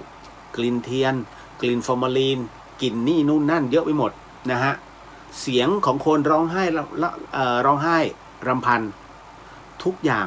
มันเป็นความโศกความเศร้ามันถึงเด็กหมดนี่คือตามหลักวิทยาศาสตร์มาถึงอีกหลักหนึ่งหลักตามความเชื่อนะฮะ หลักตามความเชื่อของเทวานิยมการที่คนท้องไปเนี่ยอันตรายมากเขาบอกว่าบางครั้งผู้ตายนั้นยังไม่ไปเกิดดวงจิตของผู้ตายนั้นยังไม่ไปเกิดหากเมื่อไหร่ก็ตามนะฮะเขาเรียกว่าคนท้องไปเนี่ยและปรากฏว่าเห็นว่าผู้ที่อุ้มท้องนั้นเป็นผู้ที่มีบุญและท้องนั้นกำลังของดวงจิตยังอ่อนอยู่นะฮะจิตที่รอที่เกิดเนี่ยนะฮะทันทีเลยเขาเรียกแทรกลงท้องทันทีเรียบร้อยเขาได้ที่เกิดแล้วนะฮะเพราะฉะนั้นเกิดในฉับพลันทันใดแล้วมีกำลังจิตที่มากกว่าก็ดีดไอ้ตัวนี้ออกไปนะฮะเพราะฉะนั้นเขาถึงกลัววิญญาณเนี่ยกลัวดวงจิตเนี่ยเข้าแทรกนะฮะได้ที่เกิดโดยฉับพลันเรื่องนี้จำได้ไหมฮะพระอาจารย์ภัสกรเคยเล่าซึ่งผมก็เล่าหลายรอบแล้วนะเพราะครั้งหนึ่งหลวงพี่ท่านเคยมีดวงจิตเป็นยักษ์นะฮะเป็นกุมพันขออภัย เป็นท้าวเวสสุวรรณนะฮะท่านใช้คำว่ายักษ์นะหลวงพี่เป็นยักษ์อยู่ที่หน้าวัดสังฆจายฝั่งทนวันหนึ่งเห็นคุณแม่อุไรท้องอ่อนๆเดินมาอุ้ยผู้หญิงคนนี้สวยนะฮะแหมอยากอยู่ใกล้ชิดเธอจังเท่านั้นแหละดวงจิตหลวงพี่นะที่อยู่ตรงวัดสังฆจายปุ๊บเข้าเลยครับปุ่มดันเอาดวงจิตน้อยๆของเด็กคนนั้นน่ะที่เป็นเจ้าของออกไปแล้วท่านจึงมาเกิดเป็นพระอาจารย์ภัสกรจำได้ไหมเรื่องนี้ท่านเทศอยู่นะครับผมก็เลยนำเรื่องตัวนี้เอามาเล่าสู่กันฟังนี่เก็ตนะ โอ้โหเริ่มมันขึ้นมาทุกทีฮะเพราะฉะนั้นอย่าไปโทษน้องจุ๋ยเขาไม่เกี่ยวกันนะฮะต่อมาเดี๋ยวนะครับ ฮึบเดี๋ยวนะฮะไม่พอดีไอตัวเลื่อนของผมมันเสียนะฮะแวบหนึ่งครับเมื่อกี้เห็นคุณวิชัยบอกว่าทำไมของจึงแสดงผลในวันพระครับอ๋อวันแรงฮะมันอยู่นิ่งไม่ได้มันจะทำการวิ่งตลอดนะฮะเพราะว่ามันจะสำแดงในวันนั้นกำลังมันเต็มเปี่ยมนะฮะ15 ค่ำเนี่ยถ้าทำบุญก็คือได้บุญเลยนะแต่ถ้าทำบาปนี่ดิ่งเลยนะฮะเพราะฉะนั้นใครตาย15 ค่ำน่ะนะฮะเขาเรียกวันแรงต้องระมัดระวังยิ่งคนไม่เคยทำบุญเลยห้ามหันลูกเดียวไอ้ลุยเรียบร้อย เรียกว่าจิตเป็นอกุศลล้วนๆนะฮะต้องระมัดระวังนะฮะถึงได้บอกว่าควรจะมีพระติดตัวเอาไว้นะฮะทำไมจึงเป็นเช่นนั้นก็เพราะว่าเรา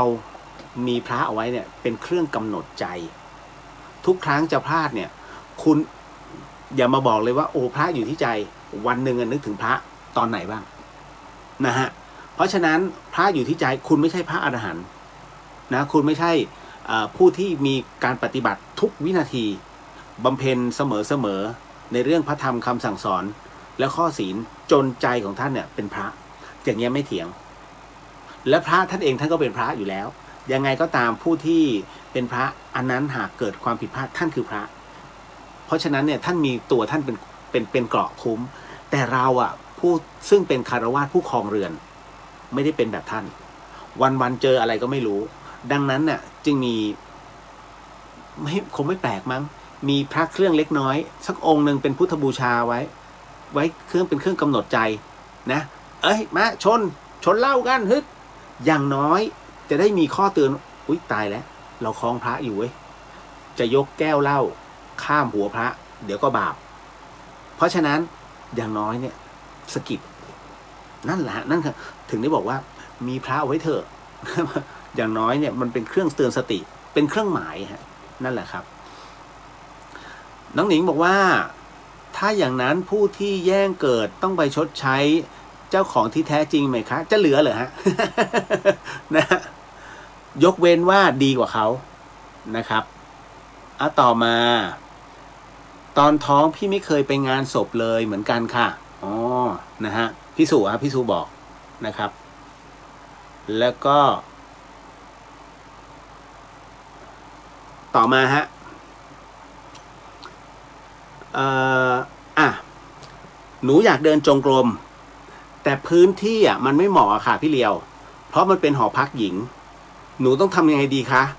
แล้วเราจะตัดการได้ยินเสียงเพลงของข้างห้องเนี่ยไอ้จากห้องข้างๆเนี่ยเพื่อให้เราได้นั่งสมาธิได้ยังไง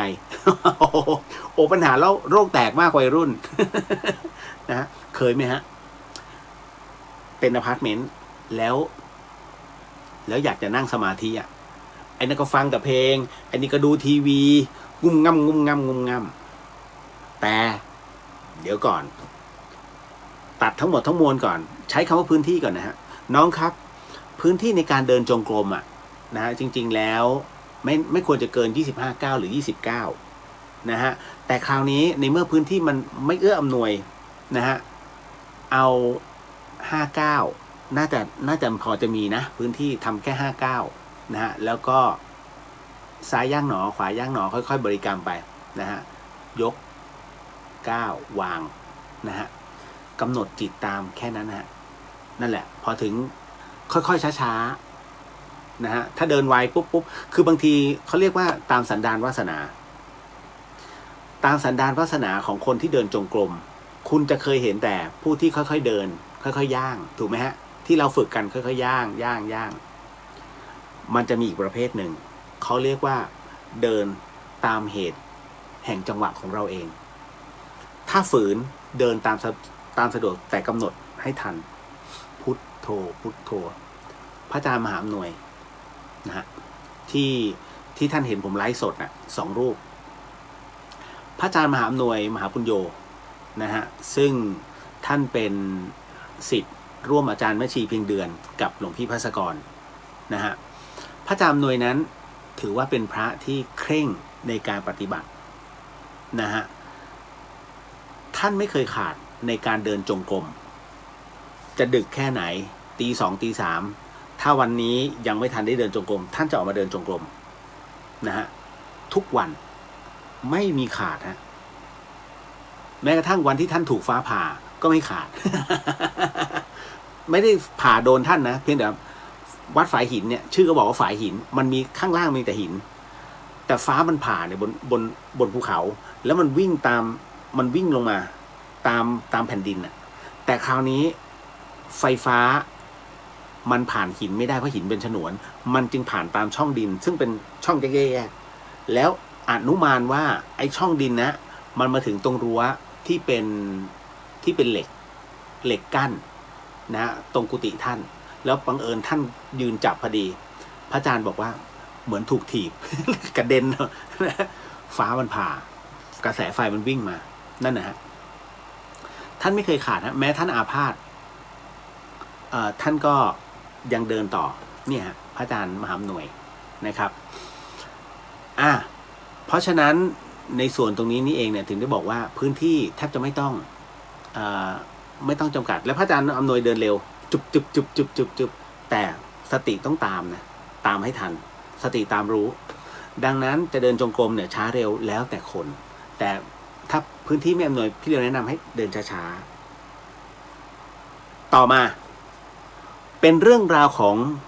การที่น้องกำลังสูญเสียในเรื่องของสมาธิเพราะมันเจอแอมเบียนเสียงรอบข้างที่เข้ามานะฮะถูกไหมพี่เลียวถามนิดนึงเคยไหมฮะที่น้องใส่หูฟังโทรศัพท์เปิด YouTube หรือเปิดเพลงฟังเนี้ยจนน้องหลับไปเคยไหมฮะถ้าน้องเคยทำไมน้องหลับได้เสียงดังลั่นเลยสงสัยไหม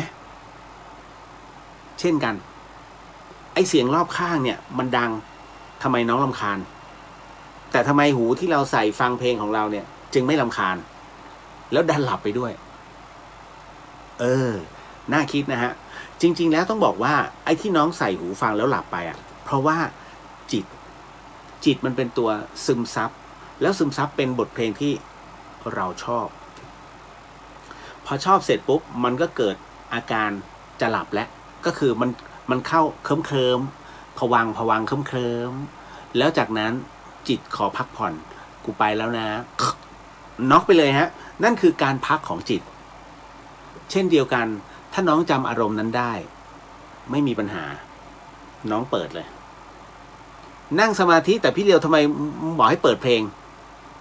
ระหว่างที่น้องฟังเนี่ยนะฮะกับสิ่งที่น้องซึมซับผมไม่ได้บอกว่าต้องเปิดเพลงแดนซ์ไม่ใช่โอ้โหเดี๋ยวนั่งเป็นจังหวะเลยให้น้องเปิดมันจะมีเพลงสมาธิอยู่น้องเปิดพอเปิดเสร็จปุ๊บเนี่ยกำหนดตามเพราะฉะนั้นรอบข้างหายแล้วเมื่อถึงเวลาของมันสัญญาณน้องจะตัดทันทีฮะออโต้ไอที่เพลงตึงตึงตึงดึงตึงดึงตึงดึงเป็นเพลงเบาๆคลอมันตัดสัญญาณอัตโนมัติตัดโดยอะไรฮะตัดโดยสมาธิน้องเพราะฉะนั้นเนี่ยสิ่งรอบข้างอย่ามาเป็นอุปสรรคนะฮะฝึกได้เราค่อยๆฝึกนะฮะถ้าอยากจะฝึกโดยที่ไม่มีสิ่งรบกวนมาวัดไปสถานปฏิบัติธรรมหาครูบาอาจารย์หากลุ่มนะฮะพี่ๆเขาฝึกตรงไหนน้องไปตรงนั้นน่ะน้องจะได้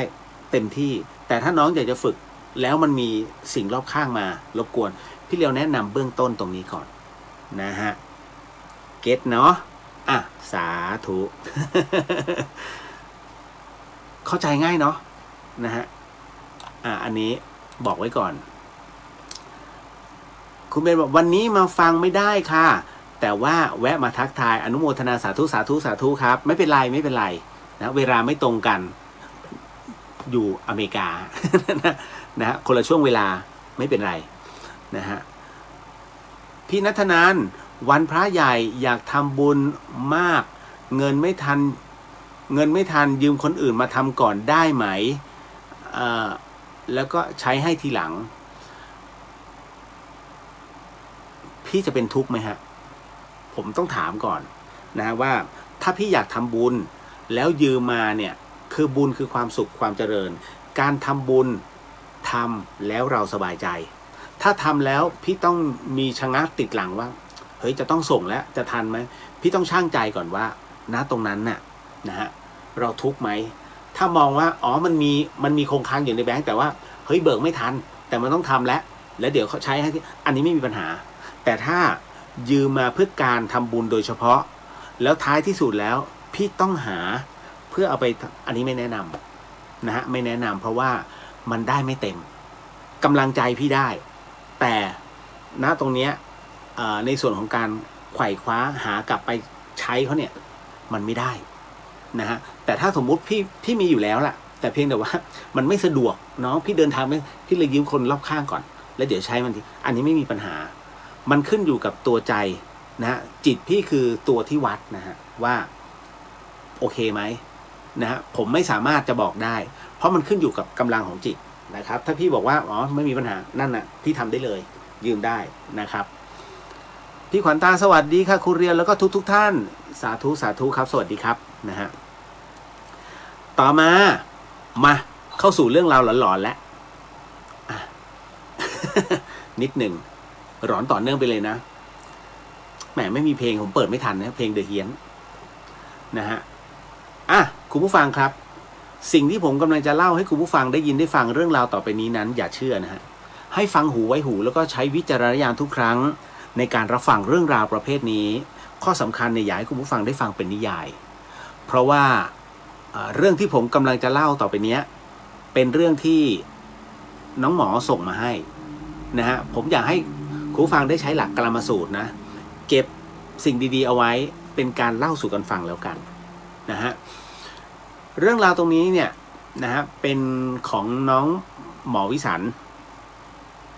ไม่พูดนามสกุลอยู่แล้วนะฮะพี่เลียวผมหมอวิสันนะครับพอดีหมอตั้มให้ผมเขียนเล่าเรื่องที่เจอให้กับพี่ครับหมอวิสันเนี่ยท่านก็บอกงี้ครับว่าเรื่องมันมีอยู่ว่าผมขึ้นเวรตั้งแต่เช้าแล้วเป็นช่วงของวันที่ควงสองกะนะฮะก็คือเช้าบ่ายนะฮะก็จะไปลงเวรอีกทีก็เที่ยงคืนนะ แต่คราวนี้วันนั้นหมอวิสารบอกว่ามีคนไข้ที่ผมต้องดูแลเนี่ยหลายเคสจึงต้องให้น้องเรสซิเดนต์เนี่ยมาช่วยปรากฏว่าในขณะที่ผมเนี่ย กำลังดูเคสอื่นอยู่น้องเขามีเคสด่วนเข้ามาแล้วก็รีบเดินมาหาผมแล้วก็มาปรึกษาอาการคนไข้น้องเขามาปรึกษาคือเรสซิเดนต์เป็นนักศึกษาแพทย์นะฮะน่าจะปี6นะปี5ปี6ประมาณนี้ก็บอกว่าก็มาปรึกษาอาการคนไข้คนหนึ่งซึ่งคนไข้คนนี้นะฮะขี่รถไม่ให้ขับรถขี่รถไปชนผู้หญิงท้องแก่แล้วเสียชีวิตแต่การมาปรึกษาของเขาในครั้งนี้มันทำให้ผมอึ้งมากๆครับพี่น้องหมอเขาบอกงี้ว่าเพราะว่าน้องเรสซิเดนต์นะฮะคือเหล่าน้องๆเรสซิเดนต์แล้วกันนะฮะหมอฝึกหัดนะฮะเขาจะรู้ว่าน้องหมอคนนี้เป็นคนที่มีเซนส์ครับพี่นะฮะเราเรียกกันว่าหมอเห็นผีเลยดีกว่านะเป็นคนเห็นผีเลยดีกว่าเขาก็บอกว่าคนไข้คนนี้อาการบอบช้ำภายในเล็กน้อยมีแต่แขนกับขาหักที่แขนขาหักก็เพราะว่าน่าจะเกิดจากการล้มของมอเตอร์ไซค์ที่ไปชนนะแล้วก็ล้มนั่นเองผมก็เลยถามไปว่าอ้าวก็เป็นเคสเบื้องต้นนี่นาแล้วมีปัญหาตรงไหนปรากฏว่าน้องเขาบอกอย่างนี้ฮะว่าปัญหามันคือวิญญาณคนตายกับลูกเขามาเกาะอยู่ที่คนนั้นครับผมก็ขำเลยฮะนะฮะคือหมอวิสันแกไม่เชื่อไงแกก็ขำแล้วก็ดุน้องไป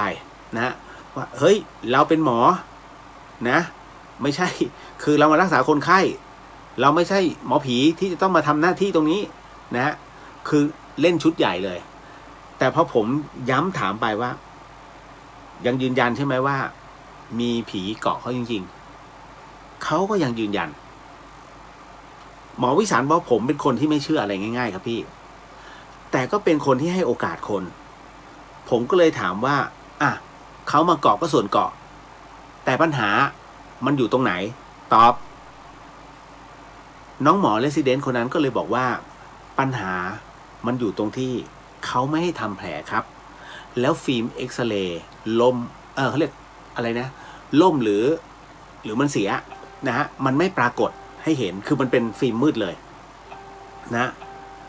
ผมก็เลยบอกว่าไร้สาระมากๆหมอไร้สาระแล้วผมก็เลยเดินนะฮะไปตรงห้องที่น้องเขารับผิดชอบเนี่ยกับน้องเขาเลยซึ่งมันเป็นตรงนั้นมันก็คือค่ำนะฮะมันก็มืดแล้วพอไปถึงผมก็เรียกน้องเรสซิเดนต์มาถามอีกรอบหนึ่งตอนเนี้ยผียังอยู่ป่ะก็ถามกันนะฮะเขาก็บอกว่าอยู่ครับผมก็เลยลองเช็คเลยถ้าอยู่นะคือหมอวิสันเนี่ยจะเช็คเซนน้องหมอเรสซิเดนต์คนนี้ก่อนนะถ้าอยู่นะผีใส่ชุดผีใส่ชุดยังไงเขาก็บอกเลยว่าเป็นชุดคลุมท้องสีชมพูตัดลายบางๆครับนะฮะผมก็เลยรีบแอบวิ่งไปตรงที่เขานำร่างของผู้เสียชีวิตมาพักเอาไว้ปรากฏว่าใช่เลยครับพี่เหลียวผมเลยวิ่งกลับมานะฮะตรงที่คนเจ็บอยู่ก็จะทำแผลให้ปรากฏว่าหยิบอะไรเป็นต้องตกเป็นต้องเคลื่อนไปหมดทั้งที่น้อง ER เนี่ยเขาบอกกันนะ ทั้งที่น้อง ER เขาบอกว่าเขาก็โดนเหมือนกันหมดผมก็เลยชักลังเลก็เลยบอกไปว่าขอทำแผลให้คนไข้ก่อนนะคือพูดลอยๆฮะหมอวิสันพูดลอยๆว่าขอทำแผลให้คนไข้ก่อนนะจะอะไรยังไงก็ค่อยว่ากันไม่งั้นเจ้าที่เจ้าทางโรงพยาบาลจะจัดการนะสิ้นคำปรากฏว่าน้องเรสซิเดนต์ก็มากระซิบบอกว่าพี่ครับไปแล้วครับจากนั้นหยิบจับอะไรทุกอย่างได้หมดเลยนะฮะช่วยกันทำแผลจนเสร็จแล้วคราวนี้แผลเบื้องต้นคราวนี้มันต้องดามเฝือกนะฮะปรากฏว่าไอ้ฟิล์มเอ็กซเรย์จากที่ดูไม่ได้แปลกมากฮะมันก็เป็นรูปเลยฮะว่าส่วนไหนที่หักนะ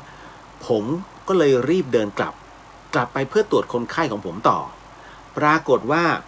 น้องเรสซิเดนต์เนี่ยก็วิ่งมาขอบคุณแล้วก็ถามว่าพี่ทำได้ยังไงครับ หมอวิสารผมเองก็ไม่รู้เหมือนกันนะ แต่มันคือประมาณว่ามันก็ต้องมีฟอร์มไงพี่เลียวมันต้องมีฟอร์มกันหน่อยก็เลยบอกว่าอ๋อผมเก่ง นะแล้วก็หัวเราะกันจนกระทั่งผมเดินถึงเตียงคนไข้ปรากฏว่าน้องเรสซิเดนต์บอกพี่ครับคุณคนที่เกาะคนไข้อ่ะเขายืนมองพี่อยู่กลางห้องเลยนะครับแล้วลูกเขาหมายถึงว่าเด็กอ่ะนะฮะคือเขาตายเนี่ยเขายังไม่ได้คลอดลูกนะฮะตอนที่ถูกชนน่ะคือตายยังท้องอยู่แต่ที่หมอคนเนี้ยนะฮะหมอเรสซิเดนต์เห็นน่ะตอนเนี้ยเขามีเด็กออกมาแล้วสภาพก็คือน้องเขาบรรยายอย่างนี้น้องเขาบอกกับหมอฮะบอกพี่ครับคุณคนที่เกาะคนไข้เขายืนมองพี่อยู่กลางห้องนะครับแต่เด็กนั่นน่ะวิ่งไปมาแบบสายสะดือยังไม่ขาดจากท้องเลยครับพี่จะเอาไงดีครับหมอวิสันได้ยินอึ้งฮะน้องหมอเขาอึ้งในคำบรรยายของน้องเรสซิเดนต์คนนั้นผมก็เลยกั้นใจนะฮะแล้วก็ท่องออกไปพุทโธโอ้หมอสุดยอดหมอท่องเลยพุทโธพุทโธอย่างเงี้ยฮะคือหมอท่องได้อย่างเงี้ยหมายถึงว่าได้เรียนสมาธิอย่างเงี้ยเบื้องต้นแล้วก็ท่องพุทโธนะเดี๋ยวผมจะบอกให้ นะเสร็จปุ๊บแล้วก็บอกไปว่าผมเป็นหมอมีหน้าที่ช่วยคนอย่าขัดขวางเลยเดี๋ยวมันจะเป็นเคราะห์กรรมเดี๋ยวมันจะเป็นเคราะห์ซ้ำกรรมซัดนะปรากฏว่าพอพูดจบลงนะฮะแล้วน้องคนนั้นเขาก็บอกว่าพี่ครับเขายกมือขอโทษแล้วเขาก็ไปแล้วครับนั่นแหละฮะพี่เหลียวเรื่องราวสั้นๆที่เจ้าเรสซิเดนต์ตัวแสบดันมาบอกผมเรื่องราวก็เป็นเช่นนี้ฮะหลอนไหมฮะพุกโผโหลมาหลอนมันกลับมาแล้วฮะ เรื่องราวแบบนี้แต่อันนี้ไม่มีซาวประกอบนะถ้ามีซาวประกอบสยองกว่านี้คือต้องบอกว่าเรื่องที่น้องหมอส่งมาโคตรหลอนเลย นะฮะคืออย่างนี้ อันนี้สำหรับผู้ปฏิบัติฟังนะคำว่าพุทโธเนี่ยผมเคยถามหลวงปู่รูปหนึ่งซึ่งท่านมรณภาพไปแล้วชื่อว่าหลวงปู่แวนกายนะท่านเป็นเกจิอยู่สุรินทร์แล้วก็เป็นพระที่อยู่ในเขมรด้วยหลวงปู่แวนกายนั้นผมเคยถามท่านว่าหลวงปู่ครับผมอยากได้พระคาถาเอาไว้ป้องกันคุณไสยหรือผีนะหลวงปู่ช่วยสอนหน่อยได้ไหมครับหลวงปู่ก็บอกว่าโอ้ยคือท่านก็พูดออกแนวสุรินทร์นะแบบสำเนียงสุรินทร์หน่อยนะท่านก็บอกว่าไม่ต้องบริกรรมมากพุทโธแค่นั้นทั้งหมดทั้งมวลศักดิ์สิทธิ์แล้วนะฮะโอ้ยแค่นั้นเองผมจำตรงนี้แม่นมากแล้วที่อยู่ตรงนั้นไม่ใช่ผมคนเดียวมีพระอาจารย์มหาอำนวยอีกรูปหนึ่งแล้วก็หลวงพี่ภาสกรอีกรูปหนึ่งนะฮะอยู่ตรงนั้นผมจึงจำตรงนี้ได้ดังนั้นผมพอหมอขนลุกเลยพอหมอเขียนคำนี้โอ้โหหมอเจ๋งว่ะพุทโธเนี่ยฮะครอบจักรวาลมากดังนั้นไม่ว่าจะเป็นการบริกรรมอะไรก็แล้วแต่หรือว่าจะสู้กับสิ่งใดก็แล้วแต่พุทโธอันนี้เป็นคำพูดของหลวงปู่แวนกายนะฮะซึ่งท่านบอกเอาไว้ในขณะเดียวกันเราก็ใช้คำบริกรรมพุทโธในการนั่งสมาธิเห็นไหมใช้ได้หมดเลยนะครับคิดอะไรไม่ได้พุทโธและพ่นไว้พ่วงเท่านั้นนะฮะมันจะไปทุกอย่างจะไปตามวาระจิตจบอีกหนึ่งเรื่องราวคุณริชนะฮะคุณวรินทร์บอกว่าสวัสดีครับพี่เลียวสวัสดีฮะเห็นไหมป้าแก้วบอกว่าถ้าฟังเสียงดนตรีที่บอกว่า5 นาทีหลับป้าแก้วไม่หลับเลยค่ะแต่ฟังคลิปเสียงพูดจะกลับ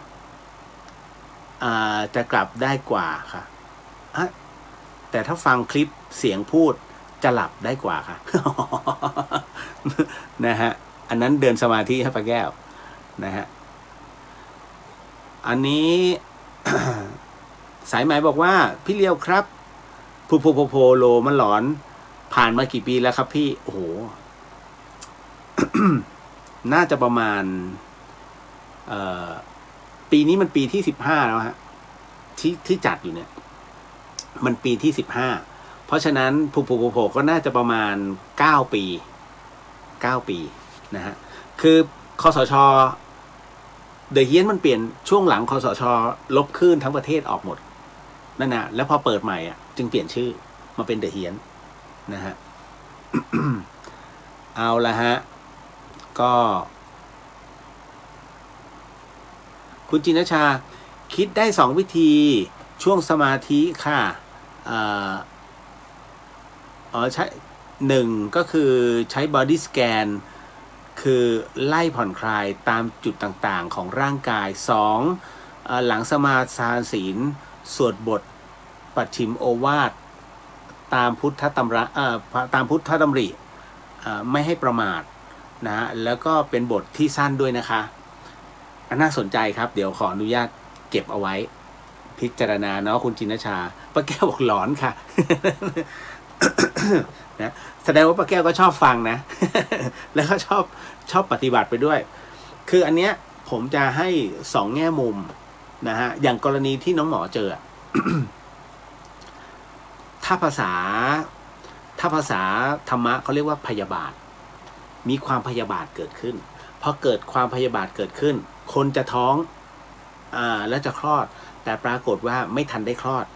นะฮะความพยาบาทจึงแรงแล้วกรณีแบบเนี้ยถ้าจะต้องเผาศพเขาต้องผ่าเด็กออกก่อนนะไม่เขาห้ามเขาจะไม่เผาแม่กับลูกไปพร้อมกันนะฮะ เดี๋ยวมีฮา นะ นะครับเอาละต่อมาเข้าหลอนไปเลยทีเดียวเนาะจะได้จบก็จะได้เป็นเรื่องสัพเพเหระคืออย่างนี้ พอดีว่ามีน้องท่านหนึ่งนะฮะเขาบอกว่าเขาเจอเปรตนะแล้วเขารู้สึกว่ามีความสงสารอยากจะส่งวิญญาณเปรตบอกอย่างนั้นเลยฮะเรามีวิธีส่งวิญญาณเปรตไหมครับพี่เลียวนะฮะ วันนี้ต้องบอกนิดนึงฮะในเรื่องของเปรตน้องต้องแยกก่อนเปรตบางชนิดรับผลบุญได้เปรตบางชนิดไม่สามารถรับผลบุญได้นะฮะดังนั้นเนี่ยเราต้องจำแนกก่อนคือในส่วนของเปรตเนี่ยถ้าจะแยกออกไปเนี่ยมันมีทั้งหมด4 ประเภทมี4 ประเภทมี12 ชนิดและ21 ชนิดซึ่งคละกันตามเหตุปัจจัยไอ้ประเภทกินของโสโครกทั้งหลายนะอากัปกิริยาเป็นอะไรล่ะกลางวันเป็นเปรตกลางคืนอยู่วิมานนะฮะหรือว่าปากลุกเป็นไฟอันนี้จัดอยู่ใน12 ประเภทนะฮะไอ้ประเภทมีขนเป็นมีดดาบนะฮะมีลำตัวเป็นงูเหลือมนะฮะเป็นงูอย่างเงี้ยอันนั้นก็คือจัดอยู่ใน21 ประเภทคือเขาจะแบ่งนะฮะเราก็ไม่ต้องไปขนาดนั้นนะซึ่งผมเองก็จำได้ไม่หมดเอาว่าแบ่งมันเป็นครั้งนี้เปรตเนี่ยมันแบ่งเป็น4 ประเภทใหญ่ๆก็ว่ากันนะฮะเอาอย่างนี้ก่อนไอเหตุที่ต้องเป็นเปรตเนี่ยมันเกิดจากอะไรนี่แหละคุณจำคำนี้เอาไว้ฮะ อกุศลกรรมบทอกุศลกรรมบท10 ประการเนี่ยมันก็คือวจีกรรมมโนกรรมกายกรรมวจีกรรมมโนกรรมมันมีอะไรฮะอย่างก็คืออย่างเขาเรียกว่าอย่างจะใช้คำว่าอะไรกายเนี่ยนะฮะกายทุจริตแล้วกันถ้ากายทุจริตคือ3อย่างก็มันก็จะมีศีล3 ข้อนะปานาอาทินากาเมอันเนี้ยแน่นอนที่สุดถ้าผิด3อย่างแรกเนี่ย3 ข้อแรกแน่นอนเตรียมตัวนะต่อมาอยู่ในอีกอันหนึ่งเขาเรียกเป็นส่วนของคำพูดก็คือวจีคือเป็นวจีกรรมเนี่ยวจีกรรมจะมี4ก็จะเป็นประเภทพูดเท็จพูดส่อเสียดเพ้อเจ้อพูดหยาบคายอย่างเงี้ยมันจะอยู่ในส่วนของวจีส่วนมโนในเรื่องของกระบวนการคิดคือคิดเองนะไม่ได้ไปมันแค่กระทบใจแต่ไม่ได้กระทบโลก ไอ้ประเภทนี้ก็คือพวกเพ่งก่อนนะฮะคือเพ่งเล็งนะของคนอื่นเขาคิดร้ายผู้อื่นแล้วก็เป็นประเภทมิจฉาทิฏฐิเห็นผิดเป็นชอบอย่างเงี้ยไอ้ประเภทเนี้ยทั้งหมดต้องดูนะในอกุศลกรรมบทเนี่ย10 ประการมันก็จะอยู่เป็นข้อเปรตจึงแบ่งไปตามพวกตามเหตุปัจจัยเพราะฉะนั้นเปรตทั้งหมดเนี่ยจึงถูกแบ่งออกไปเป็น4พวกด้วยกันอย่างเช่นประเภทที่เรียกว่าต้องอาศัยบุญชาวบ้านที่ชาวบ้านต้องอุทิศให้เนี่ยฮะคือถ้าไม่มีผู้อุทิศให้ก็จะหิวแล้วก็ออกไปตะเวนหากินนะอย่างเวทนาพวกเนี้ยอ่านว่าเป็นประเภทพวกปรทัศตูปชีวิเปรตพวกปรทัศตูปชีวิเปรตเนี่ย เป็นประเภทที่สัญจรไปเรื่อยๆที่เราจะเห็นว่าหลายๆคนก็บูชาเอาไว้นะฮะก่อนจะค้าขายกูตั้งกินพวกเนี้ยจะจัดอยู่ในประเภทนี้คือเป็นพวกปรทัศตูปชีวิเปรตพวกปรทัศเนี่ยมันจะตัวใหญ่แต่เมื่อไหร่ก็ตามที่จะต้องออกมาหากินโดยที่คนนั้นนะฮะนำข้าวของมาบูชามันจะตัวเล็กเพราะฉะนั้นผมไม่มั่นใจว่าที่น้องเห็นเนี่ยก็คือจำพวกนี้หรือเปล่าเป็นประเภทพวกปรทัศน์หรือเปล่าแต่อีกประเภทหนึ่งน้องไม่น่าเห็นไอ้ประเภทเปรตที่หิวโหยแต่ไร้เรี่ยวแรงมันนอนอยู่กับที่คุณต้องไปพื้นที่ตรงนั้นที่เขาตายคุณถึงจะเจอเพราะเขาไม่มีแรงพวกนี้เขาเรียกว่าคูปปิกะคูปะปิกะปิยะถ้าจำไม่ผิดนะใช่ไหมว่าชื่อเรียกยากคูปาปิปาสิกะคูปาปิปาสิกะนั่นน่ะคูปาปิกาสิกะไอ้อันเนี้ยนะฮะเป็นเปรตที่ประเภทอ่อนแรงแล้วก็จะต้องไปตามพื้นที่ต่างๆนะฮะเรียกยากหน่อยคูปาปิปาสิเกะคูปาปิกะสิเปรตนั่นแหละ นะฮะต่อมาอีกประเภทหนึ่งเป็นเปรตที่เผาผลาญตัวเองอยู่กลางอากาศเสมอบางคนเห็นเป็นลูกไฟบางคนบอกเป็นโดรนนะเห็นเป็นลูกไฟสังเกตไหมนะฮะ สันนิษฐานไว้ก่อนบางคนก็อุ้ยผีโพงแต่จริงๆแล้วมันคือเปรตชนิดหนึ่งนะฮะเปรตชนิดนี้เรียกว่านิชามาตันหะหิกะเปรตนะฮะนิชามะตันหิกะเปรตนะฮะเปรตชนิดนี้เป็นเปรตที่มีดวงไฟอยู่กับตัวเลยนะฮะมันจะเป็นลูกกลมๆหากินไปเรื่อยๆนะฮะโดยเฉพาะอย่างยิ่งพวกจะบอกพวกอนุมูลก็กระไรอยู่พวกมูล พวกมูลทั้งหลายเนี่ยตรงไหนมีมูลมันไปหมดนะฮะไม่ใช่มูลเหตุนะมูลครีเลย มันจะไปตรงนั้นต่อมาพวกสุดท้ายเป็นเปรตจำพวกอสุรกายพวกกระหังพวกปอบพวกนี้พวกนี้จัดเป็นกาลการจิกเปรตนะฮะพวกกาลการจิกเปรตเนี่ยเป็นประเภทพวกนี้พวกกระหังกระสืออะไรพวกนี้ฮะถ้าหลวงพี่จะบอกแดคิล่านะฮะประเภทนี้เลยอสุรกายนั่นแหละครับเพราะฉะนั้นต้องทำให้ถูกประเภทฉะนั้นสิ่งที่น้องเจอเนี่ยถ้าจะปลดปล่อยเขายากเพราะว่าด้วยกรรมของเขาหนักหน่วงมากนะฮะก็ผมก็ยังไม่เห็นตรงไหนที่สามารถปลดปล่อยได้ลองสวดบทจักรพรรดิดูก่อนนะฮะถ้าจะปลดปล่อยเขานะฮะอันเนี้ยก็คือของหลวงตามาท่านนะฮะท่านก็เมตตานะฮะก็ถ้ามีโอกาสลองไปกราบท่านแล้วก็ลองขอเคล็ดลับจากหลวงตาท่านดูท่านเมตตาสูงฮะหลวงตามา นะฮะก็ตามเหตุปัจจัยนะตรงนี้ในส่วนของเปรตคือจริงเรื่องราวของเปรตเนี่ยนะผมเจอมาหลายรอบไม่เกี่ยวกับเรื่องผีนะถ้าผีเนี่ยจ่าเนี่ยตอนที่เรายังเป็นจัดโผล่อยู่แล้วก็เดทแอร์อันนั้นผีเลยนะที่โผล่ขึ้นมาแล้วผมช็อกเดทแอร์ไปประมาณเกือบ5 นาทีผมถึงได้รู้ว่าทำไมนั่งสมาธิ5 นาทีเดทแอร์เพราะตอนที่ผมเจอผีอึ้งแล้วทำอะไรไม่ถูกผมทำอะไรไม่ถูกจริงๆนะคุณทั้งที่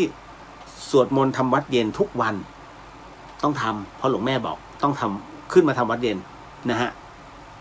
ทำวัดเช้าไม่ต้องไงตื่นไม่ทันนะฮะแล้วจากนั้นเสร็จปุ๊บพอทำวัดเย็นเสร็จปุ๊บเดินสมาธิเสร็จปุ๊บไปเรียนพระคาถาแต่พอเอาเข้าจริงๆตอนที่เราเจอที่สถานีอ่ะ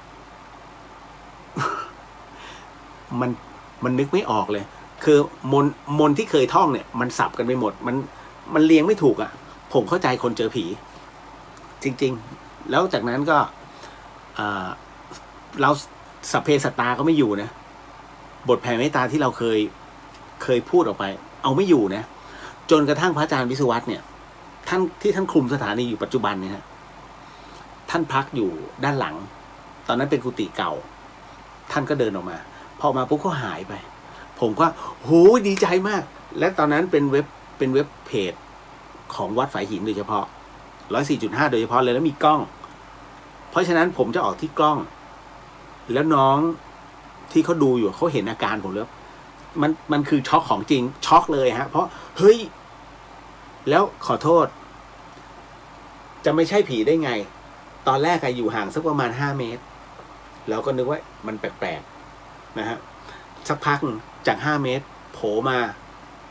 เหลือสัก3 เมตรแล้วอยู่ด้านนอกอ่ะยังพอทนเพราะมันมีห้องคอนโทรลที่มีหน้ากว้างแค่1 เมตรอยู่ไม่ใช่ฮะจัดไปปุ๊บโผล่มาหน้าห้องคอนโทรลฟึบเข้ามาเท่านั้นแหละอึ้งอ่ะผมพูดคือผมพูดแผ่เมตตาออกอากาศเลยว่าสิ่งหนึ่งสิ่งใดที่ผมผิดพลาดพลั้งไปผมต้องขอโหสิด้วยนะฮะที่ผมเอ่ยชื่อท่านเล่าเรื่องของท่านเพราะว่าผมเอาเรื่องของท่านเนี่ยเอามาเป็นเคสนะฮะเรียกว่าเป็นบุญให้กับท่านแล้วกันเพราะว่าใครที่ฟังแล้วอยู่ในเคสตรงนี้หรือว่ากำลังจะเกิดแบบนี้ขึ้นเนี่ยเขาจะได้มีสตินะฮะพอถึงตรงนั้นเหมือนกับเขาจะไปแต่เขาไม่ไปเหมือนเขาคุณเหมือนในหนังมากเขาจะสไลด์ตัวอย่างเงี้ยและสักพักหนึ่งพอเราเริ่มลงไม่ใช่เขาหันมาอย่างนี้กลับมานั่นแหละที่ช็อก เหมือนมีใครไปลากไฮดรอลิกให้มันนะฮะพออาจารย์วิศวัตมาปุ๊บหายเลยฟุ๊บเดียวแค่ช่วงกระพริบตาเขาหายไปแล้วแล้วก็ตื่นแล้ววันนั้นปกติจะไม่ตื่นเช้าเพราะว่ากว่าจะนอนตี 3วันนั้นเนี่ยถึงธรรมสถาน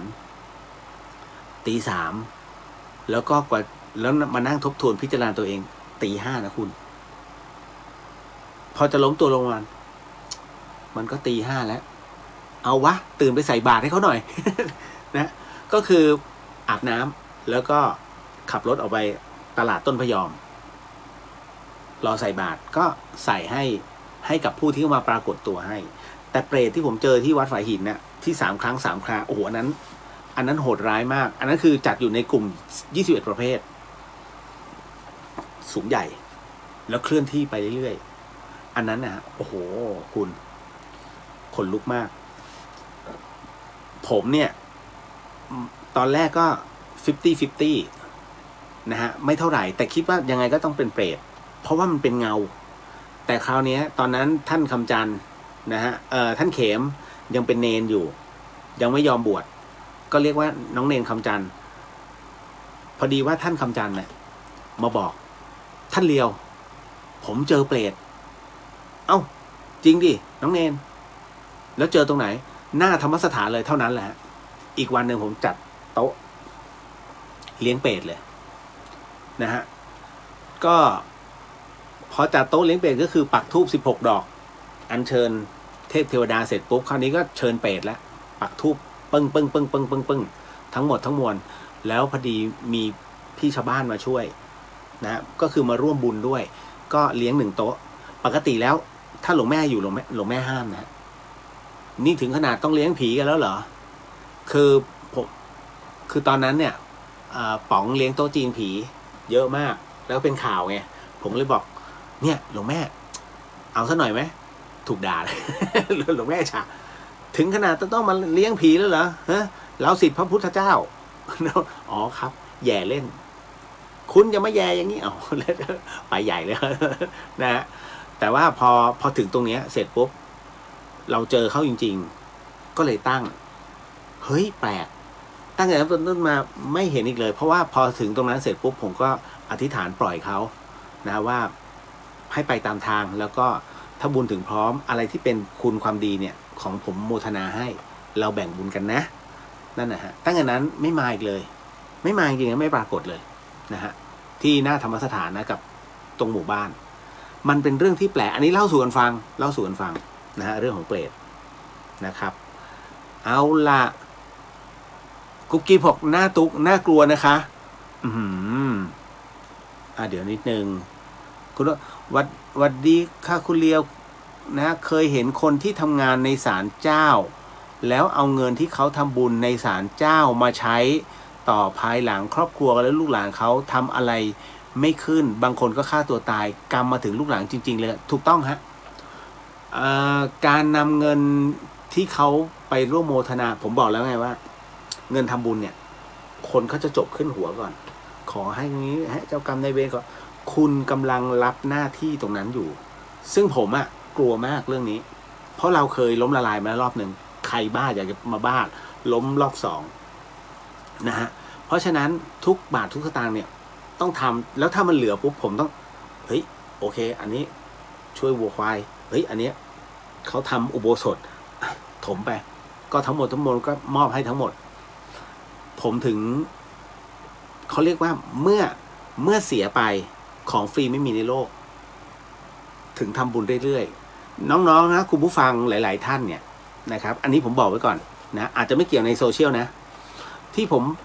ผมบอกอย่างเงี้ยเพราะว่าอะไรรู้ไหมฮะคุณผู้ฟังที่ฟังFM104อยู่อย่างทุกท่านที่เขาเข้ามาในโซเชียลเนี่ยไม่ว่าจะเป็น Facebook หรือว่าYouTube ก็ตามเนี่ยฮะแล้วเขาทำบุญมาให้พี่เลียวนะย้อนหลังนะฮะทั้งหมดทั้งมวลเนี่ยผมเป็นต้นบุญนำปัจจัยเนี่ยไปทำบุญเสร็จปุ๊บผมก็ต้องทำเอาของผมลงไปด้วยนะพอลงไปเสร็จปุ๊บเนี่ยคุณใช่ไหมของฟรีไม่มีในโลกครับมันจะมีหนทางที่เราได้เงินมาด้วยนั่นคือมันก็จะมีการจัดจ้างนี้นู่นนั่นเหมือนกับทุกคนที่เขามีการต่อยอดเงินทำไมเจ้าสัวทั้งหลายจึงโอ้ยผมลงให้2 ล้านเฮ้ยเงิน2 ล้านไม่ใช่200แต่ทำไมเขากล้าทุ่มเพราะมันมีบางอย่างฮะที่มันตีกลับหาเขานี่ฮะนี่คือสิ่งที่พระพุทธศาสนาไม่เคยปฏิเสธของฟรีไม่มีในโลกหลวงพี่จึงใช้หลวงพี่จึงประกาศทฤษฎีสมดุลโลกสมดุลใจไงเป็นทฤษฎีของท่านนะฮะเมื่อเราทำสิ่งอะไรเอาไว้ให้กับโลกแล้วโลกจะคืนสิ่งนั้นกลับมาจำตรงนี้ไว้ให้ได้เลยฮะเพราะฉะนั้นนี่แหละฮะเวลาเราบอกบุญทำไมหลายๆท่านพี่ๆหลายท่านจึงร่วมบุญกับผมเพราะว่าเราทำตรงนี้ให้แล้วผมก็จะสอนหลายๆคนเสมอเลยนะว่าเฮ้ยเวลาคุณเป็นต้นบุญเงินทุกบาททุกสตางค์เขาจบหัวขึ้นมานะฮะทำจริงจังฮะเพราะไม่งั้นมันจะกระทบถึงเราด้วยนะฮะอันนี้ก็เป็นเคสตัวอย่างขอบพระคุณมากที่ส่งเคสตัวอย่างตรงนี้มาจริงๆมีเยอะนะที่เอาเงินวัดมาคือสึกไปแล้วเอาเงินวัดมาใช้จ่ายพังหมดศิษย์ของหลวงพี่ท่านหนึ่งชื่อว่าหนานเรืองนะฮะเป็นผู้ที่หลวงพี่ท่านบวชให้หลวงพี่ภัสกรบวชให้1 พรรษาหลังจากนั้น1 พรรษาเสร็จปุ๊บหนานเรืองเนี่ยได้รับเงินที่เป็นทานทั้งหมดทั้งมวลเนี่ยเยอะเหมือนกันพอศึกปุ๊บหนานเรืองถวายเงินทั้งหมดให้วัดฝ่ายหินแล้วก็ตัวเองขอไปตัวเปล่าๆฮะแต่เขามีวิชาไงก็คือเขาเรียกว่าการทำรางน้ำฝนต่อรางน้ำฝนนะรับติดตั้งรางน้ำฝนก็ไปแต่ตัวตั้งแต่นั้นเป็นต้นมาฮะกิจการรางน้ำฝนโอ้โหมีแต่คนว่าจ้างรายได้เป็นเทน้ำเทท่ามันเป็นฟีดแบ็กของบุญที่เขาไม่ได้เอาอะไรกับพระพุทธศาสนาเลยบวชเพื่อมาศึกษาแล้วก็ปฏิบัติแล้วจากนั้นนำสิ่งที่เป็นตัวตนเนี่ยก็คือศีลเนี่ยเอาไปประกอบอาชีพด้วยอย่างซื่อสัตย์สุจริตลูกค้าให้เงินเกินคืนนะฮะพอเขาเห็นความซื่อสัตย์บอกโอ้ยโอเคผมรู้ผมให้เขาถึงรับกลับอย่างเงี้ยมันจึงเป็นเช่นนั้นฮะบุญเนี่ยต้องต่อยอดด้วยบุญนะฮะเพราะฉะนั้นเวลาคุณไปทำบุญไปเจอคนบาปมันได้แค่ครั้งเดียวไงนั่นนะฮะทุกอย่างมีฟีดแบ็กนะครับ กุ๊กกิ๊บบอกว่าแล้วการใส่หูฟังดนตรีบำบัดจะได้อานิสงส์ตอนไหนคะคำถามของน้องเมื่อกี้ตรงใจหนูเลยค่ะมีประโยชน์มากๆค่ะอนุโมทนาสาธุที่กรุณาถามเข้ามาคืออย่างนี้ได้ตอนที่น้องเข้าสมาธิเมื่อมีสมาธิได้ตรงนั้นไม่เกี่ยวกับเพลงเลยเพลงเป็นแค่ตัวกลบให้จิตนั้นอยู่นิ่งนั่นแหละฮะกุ๊กกิ๊บนะจ๊ะต่อมาฮึบเดี๋ยวนะฮะฮึบอันนี้ลายไทยนะฮะบอกว่าสวัสดีคุณเรียวแล้วก็ญาติธรรมทุกท่านพี่สุบอกว่าสมัยเรียนตอนหัวค่ำพี่กับเพื่อนยืนคอยรถตุกที่ประตูวิทยาลัยเทคโนสงขลามองเห็นคนเดินเข้ามาเรื่อยๆพอใกล้ถึงหายวับเหมือนในหนังเลยค่ะแต่พี่ขนลุกเลยน้ำตาไหลพรากผูผีหลอกแน่ๆเห็นคลิปหนึ่งเมื่อไม่กี่วันที่ผ่านมาไหมฮะที่มอไซค์ล้มที่อยุธยามั้งแล้วผู้ชายคนที่รถล้มลุกขึ้นมาแล้วก็หายวับไปตรงแบรีเออร์คือหายเลยนะคือเหมือนกับเขาหายตัวไปเลยนะฮะ2 วันต่อมาจึงรู้ว่าจมน้ำเสียชีวิตมันแปลกตรงที่ว่าเฮ้ยถ้าอยู่ๆภาพนั้นนะคือภาพไม่มีการตัดต่อนะคุณมันเหมือนภาพแบบที่เขาทำโฆษณาเกมของจีนไอ้ที่อยู่ๆมาโผล่กลางถนนเลยปุ้มแวบเข้ามาแล้วก็วาบหายไปเลยให้คล้ายกันน้องคนนี้ก็เหมือนกันอยู่ๆวาบหายไปตรงวอลเลเยอร์ตรงแบรีเออร์ปั๊บหายไปเฮ้ยโดดก็ไม่โดดลื่นไหลก็ไม่มีอยู่ๆร่างเขาหายไปเฉยๆเหมือนกับเดินชนแล้วก็หายวับไปเลยว่าไปเลยฮะเป็นเรื่องที่แปลกนะฮะแต่สุดท้ายก็เขาก็สรุปว่าลื่นแต่จริงไม่รู้นะผมว่าไปแล้วไปโผล่กลางน้ำแบบงงๆคิดเล่นๆเดี๋ยวซีเรียสอันนี้นะฮะเกตวันนี้ได้หลายเรื่องเนี่ย นะฮะต่อมาเรื่องที่ติดค้างกันไว้อันนี้กุ๊บกิ๊บฟังไว้ด้วยที่บ้านผมวันนี้ขับรถไถจนผลาญเข้าใจนะฮะจนผลาญตัดงูเหลือมออกเป็นท่อนๆตายครับแล้วเขาก็ยังไม่สนใจนะยังคงไถดินต่อไปเรื่อยๆนะหมายถึงพ่อเขานะพ่อเขาก็ดูไม่สนใจมันยังคงไถดินต่อไปเรื่อยๆเพราะพ่อบอกว่าถึงจะช่วยก็ช่วยมันไม่ได้ก็ให้เขาเป็นปุ๋ยไปเลยอันนี้เป็นกรรมไหมครับพี่เหลียวข้อนี้เห็นเลยไหมฮะ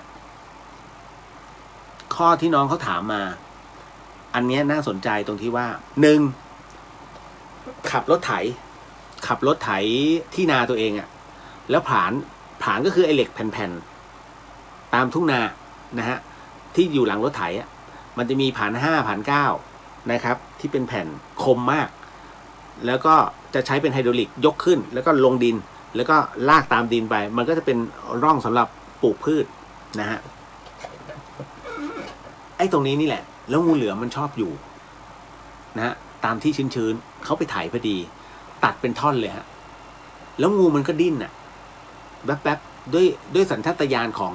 ของเซลล์กล้ามเนื้อถูกไหมฮะแต่เขาก็ไม่สนแต่ซึ่งตอนถ่ายไม่เห็นนะฮะพอถ่ายไปเรื่อยๆก็น้องเขาเห็นเขาก็รู้สึกว่าใจไม่ดีก็เลยแย้งตรงนี้บอกพ่อไปพ่อไม่ลงมาช่วยมันหน่อยเหรอช่วยยังไงเป็นท่อนทั้งขนาดนั้นนะฮะ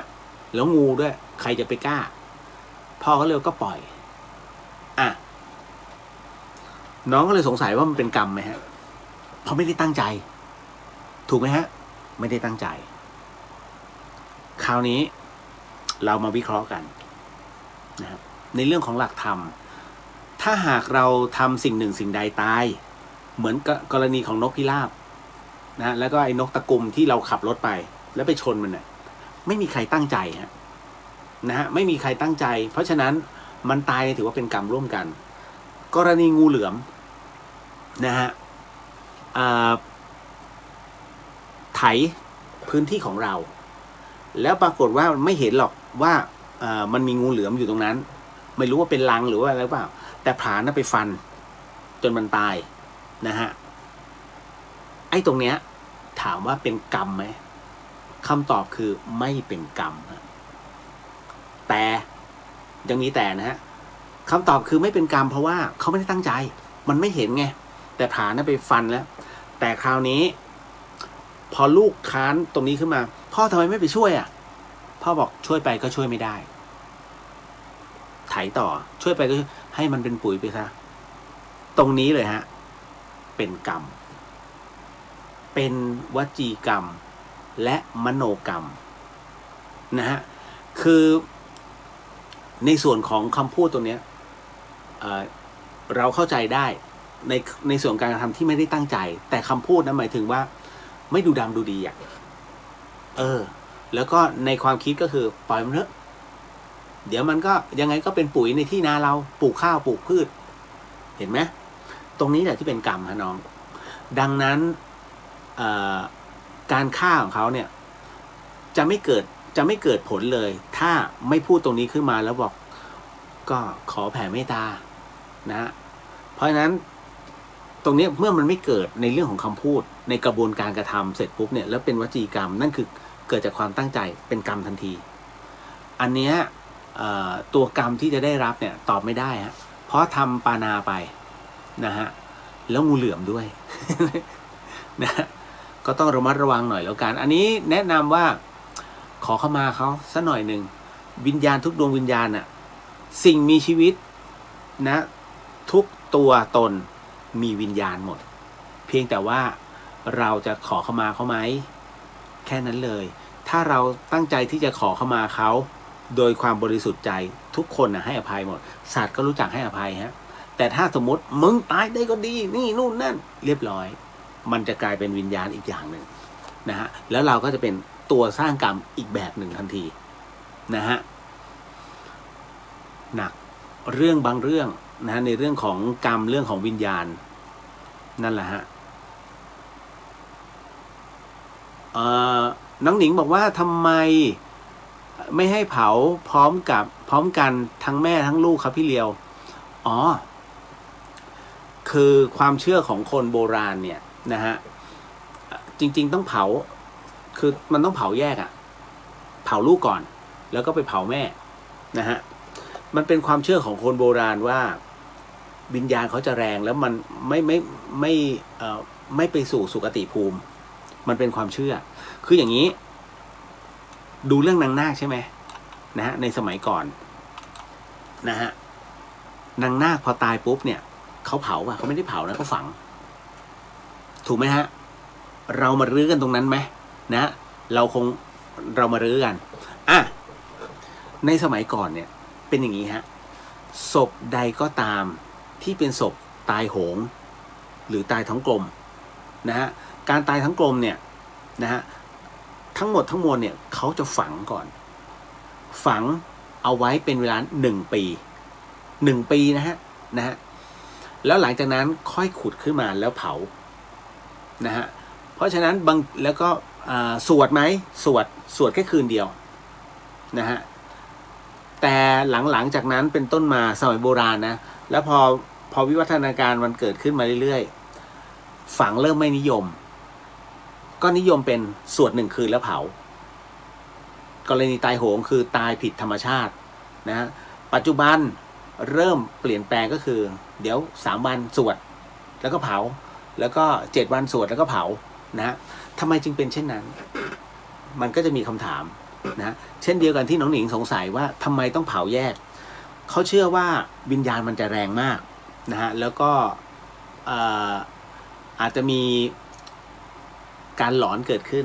นะฮะเพราะว่าวิญญาณแม่ลูกอ่อนนะเขาจึงต้องทำการผ่าก่อนผ่าแล้วเอาศพแยกนะฮะแล้วจากนั้นทำพิธีการสะกดก่อนแล้วก็เผาเด็กก่อนนะเพราะว่าเด็กมันยังไม่เป็นเขาเรียกว่ายังเป็นวิญญาณที่บริสุทธิ์อยู่นะฮะแล้วจากนั้นจึงมาเผาแม่นะฮะเพราะฉะนั้นคนที่ฆ่าหรือว่าทำให้เสียชีวิตผู้ทำให้เสียชีวิตพวกเนี้ย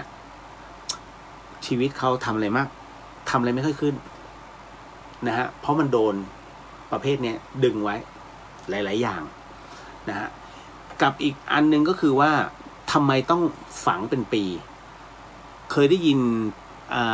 ตากะลียายกะลาไหมฮะตากะลียายกะลาคือเทพที่ดูแลป่าช้าสมัยก่อนนั้นตามหมู่บ้านน่ะเขาจะมีป่าช้าเขาจะ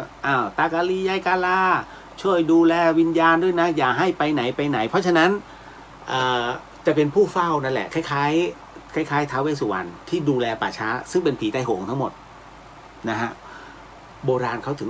ถึงได้ว่าเฮ้ยตรงนั้นเป็นหลุมศพเก่าอย่าไปอย่าไปสร้างบ้านตรงนั้นนี่นู่นนั่นถ้าไปรบกวนเข้าเขตตากะลียายกะลาเขาเรียกว่าเสื่อมคราวนี้ก็บันเทิงคราวนี้บันเทิงทั้งหมู่บ้านนะ ก็มีเรื่องราวเล่าแบบนี้บ่อยๆหลวงปู่หลวงตาก็ไปเจอแบบหนึ่งในนั้นก็มีหลวงปู่แหวนที่ผมเล่าให้ฟังนะฮะเพราะว่าชาวบ้านไปลุกแล้วป่าช้าแตกไงหลวงปู่แหวนจึงไปอะไรล่ะไปตั้งกรดตรงนั้นนะฮะแล้วก็ไปเผชิญแล้วก็โมทนาให้นะทั้งหมดทั้งมวลก็เลยต้องมานั่งกราบท่านนี่แหละเห็นไหมรูปแบบครูบาอาจารย์เยอะมากนะเรื่องราวแบบนี้เดี๋ยวจะเล่าให้ฟังหมดเวลาแล้ว พรุ่งนี้วันพระด้วยเล่าอะไรหลอนๆวันพระนี่มัน เดี๋ยววันพรุ่งนี้นะฮะเราก็มาเจอกันแล้วพรุ่งนี้อโหสิกรรมอาบน้ำอาบท่าซะก่อนนะแล้วก็เตรียมจิตเตรียมใจซะหน่อยนะครับแล้วเดี๋ยวเรามาเจอกันในการทำพิธีอโหสิกรรมในวันพรุ่งนี้พร้อมกับคุยกันแบบเนี้ยคุยกันในเรื่องของคำถามด้วยนะหมดเวลาแล้วเนาะสาธุครับสิ่งหนึ่งสิ่งใดที่ผิดพลาดพลั้งไปต้องขออโหสิกรรมนะที่นี้ไม่ได้ตั้งใจหรือมีเจตนาก็ขอมอบอานิสงส์ผลบุญในค่ำคืนนี้ถวายแด่องค์พระสัมมาสัมพุทธเจ้าทุกๆพระองค์พระธรรมเจ้าทุกๆพระองค์พระอริยสังฆเจ้าทุกๆพระองค์พระสีติมหาสาวกเจ้าทุกๆพระองค์รวมไปถึงพระปัจเจกพุทธเจ้าทุกๆพระองค์ทวยเทพเทวดาพรหมเทพเทวดาทั้งหลายสรรพสัตว์สรรพวิญญาณทั้งหลายสรรพเจ้ากรรมนายเวรทั้งหลายของข้าพเจ้าและคุณผู้ฟังทั้งหลายทั้งปวงก็ขอให้ได้รับอานิสงส์ผลบุญในค่ำคืนนี้ด้วยเช่นกันขอมอบไอ้ส่งผลบุญในค่ำคืนนี้ให้กับผู้ฟังที่ฟัง FM 104.50ไม่เกินทั้งจังหวัดเชียงใหม่แล้วก็จังหวัดใกล้เคียงแล้วก็ผู้ที่รับฟังในช่อง YouTube ของวัดฝายหินเชียงใหม่แล้วก็ช่อง Facebook ของวัดฝายหินทุกๆช่องก็ขอให้ได้รับไอ้ส่งผลบุญในค่ำคืนนี้ด้วยเช่นกันครับก็ขออนุญาตส่งผลบุญนี้ให้กับสรรพสัตว์สรรพวิญญาณรวมไปถึงผู้ที่ล่วงลับไปแล้วนะฮะสาธุยะถาวาริวหาปุราปาริปุเรนติสาครังเอวะเมวะอิโตตินังเปตานังอุปกปติอิชิตังปฏิตังตุมหังคิปะเมวะสมิชันตุสัพเพปุเรนตุสังกปาจันโทปนาราโสยะธามะนิโชติระโสยะธาสปิติโยวิวันชันตุสัพพโรโกวินาสันตุมาเตภวะวันตรายโยสุขีทีคายุโกภวะอภิวาทนาสีริสนิจังวุฒาปัจจายิโน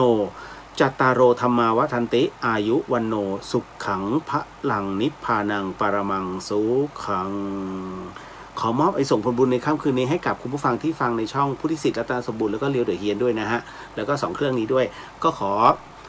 ทั้งหมดทั้งมวลเดี๋ยวพรุ่งนี้เจอกันนะฮะพบกันใหม่กับเรื่องราวดีๆแบบนี้ในวันพรุ่งนี้นะฮะสำหรับค่ำคืนนี้ราตรีสวัสดิ์นะครับพี่น้องชาวเชียง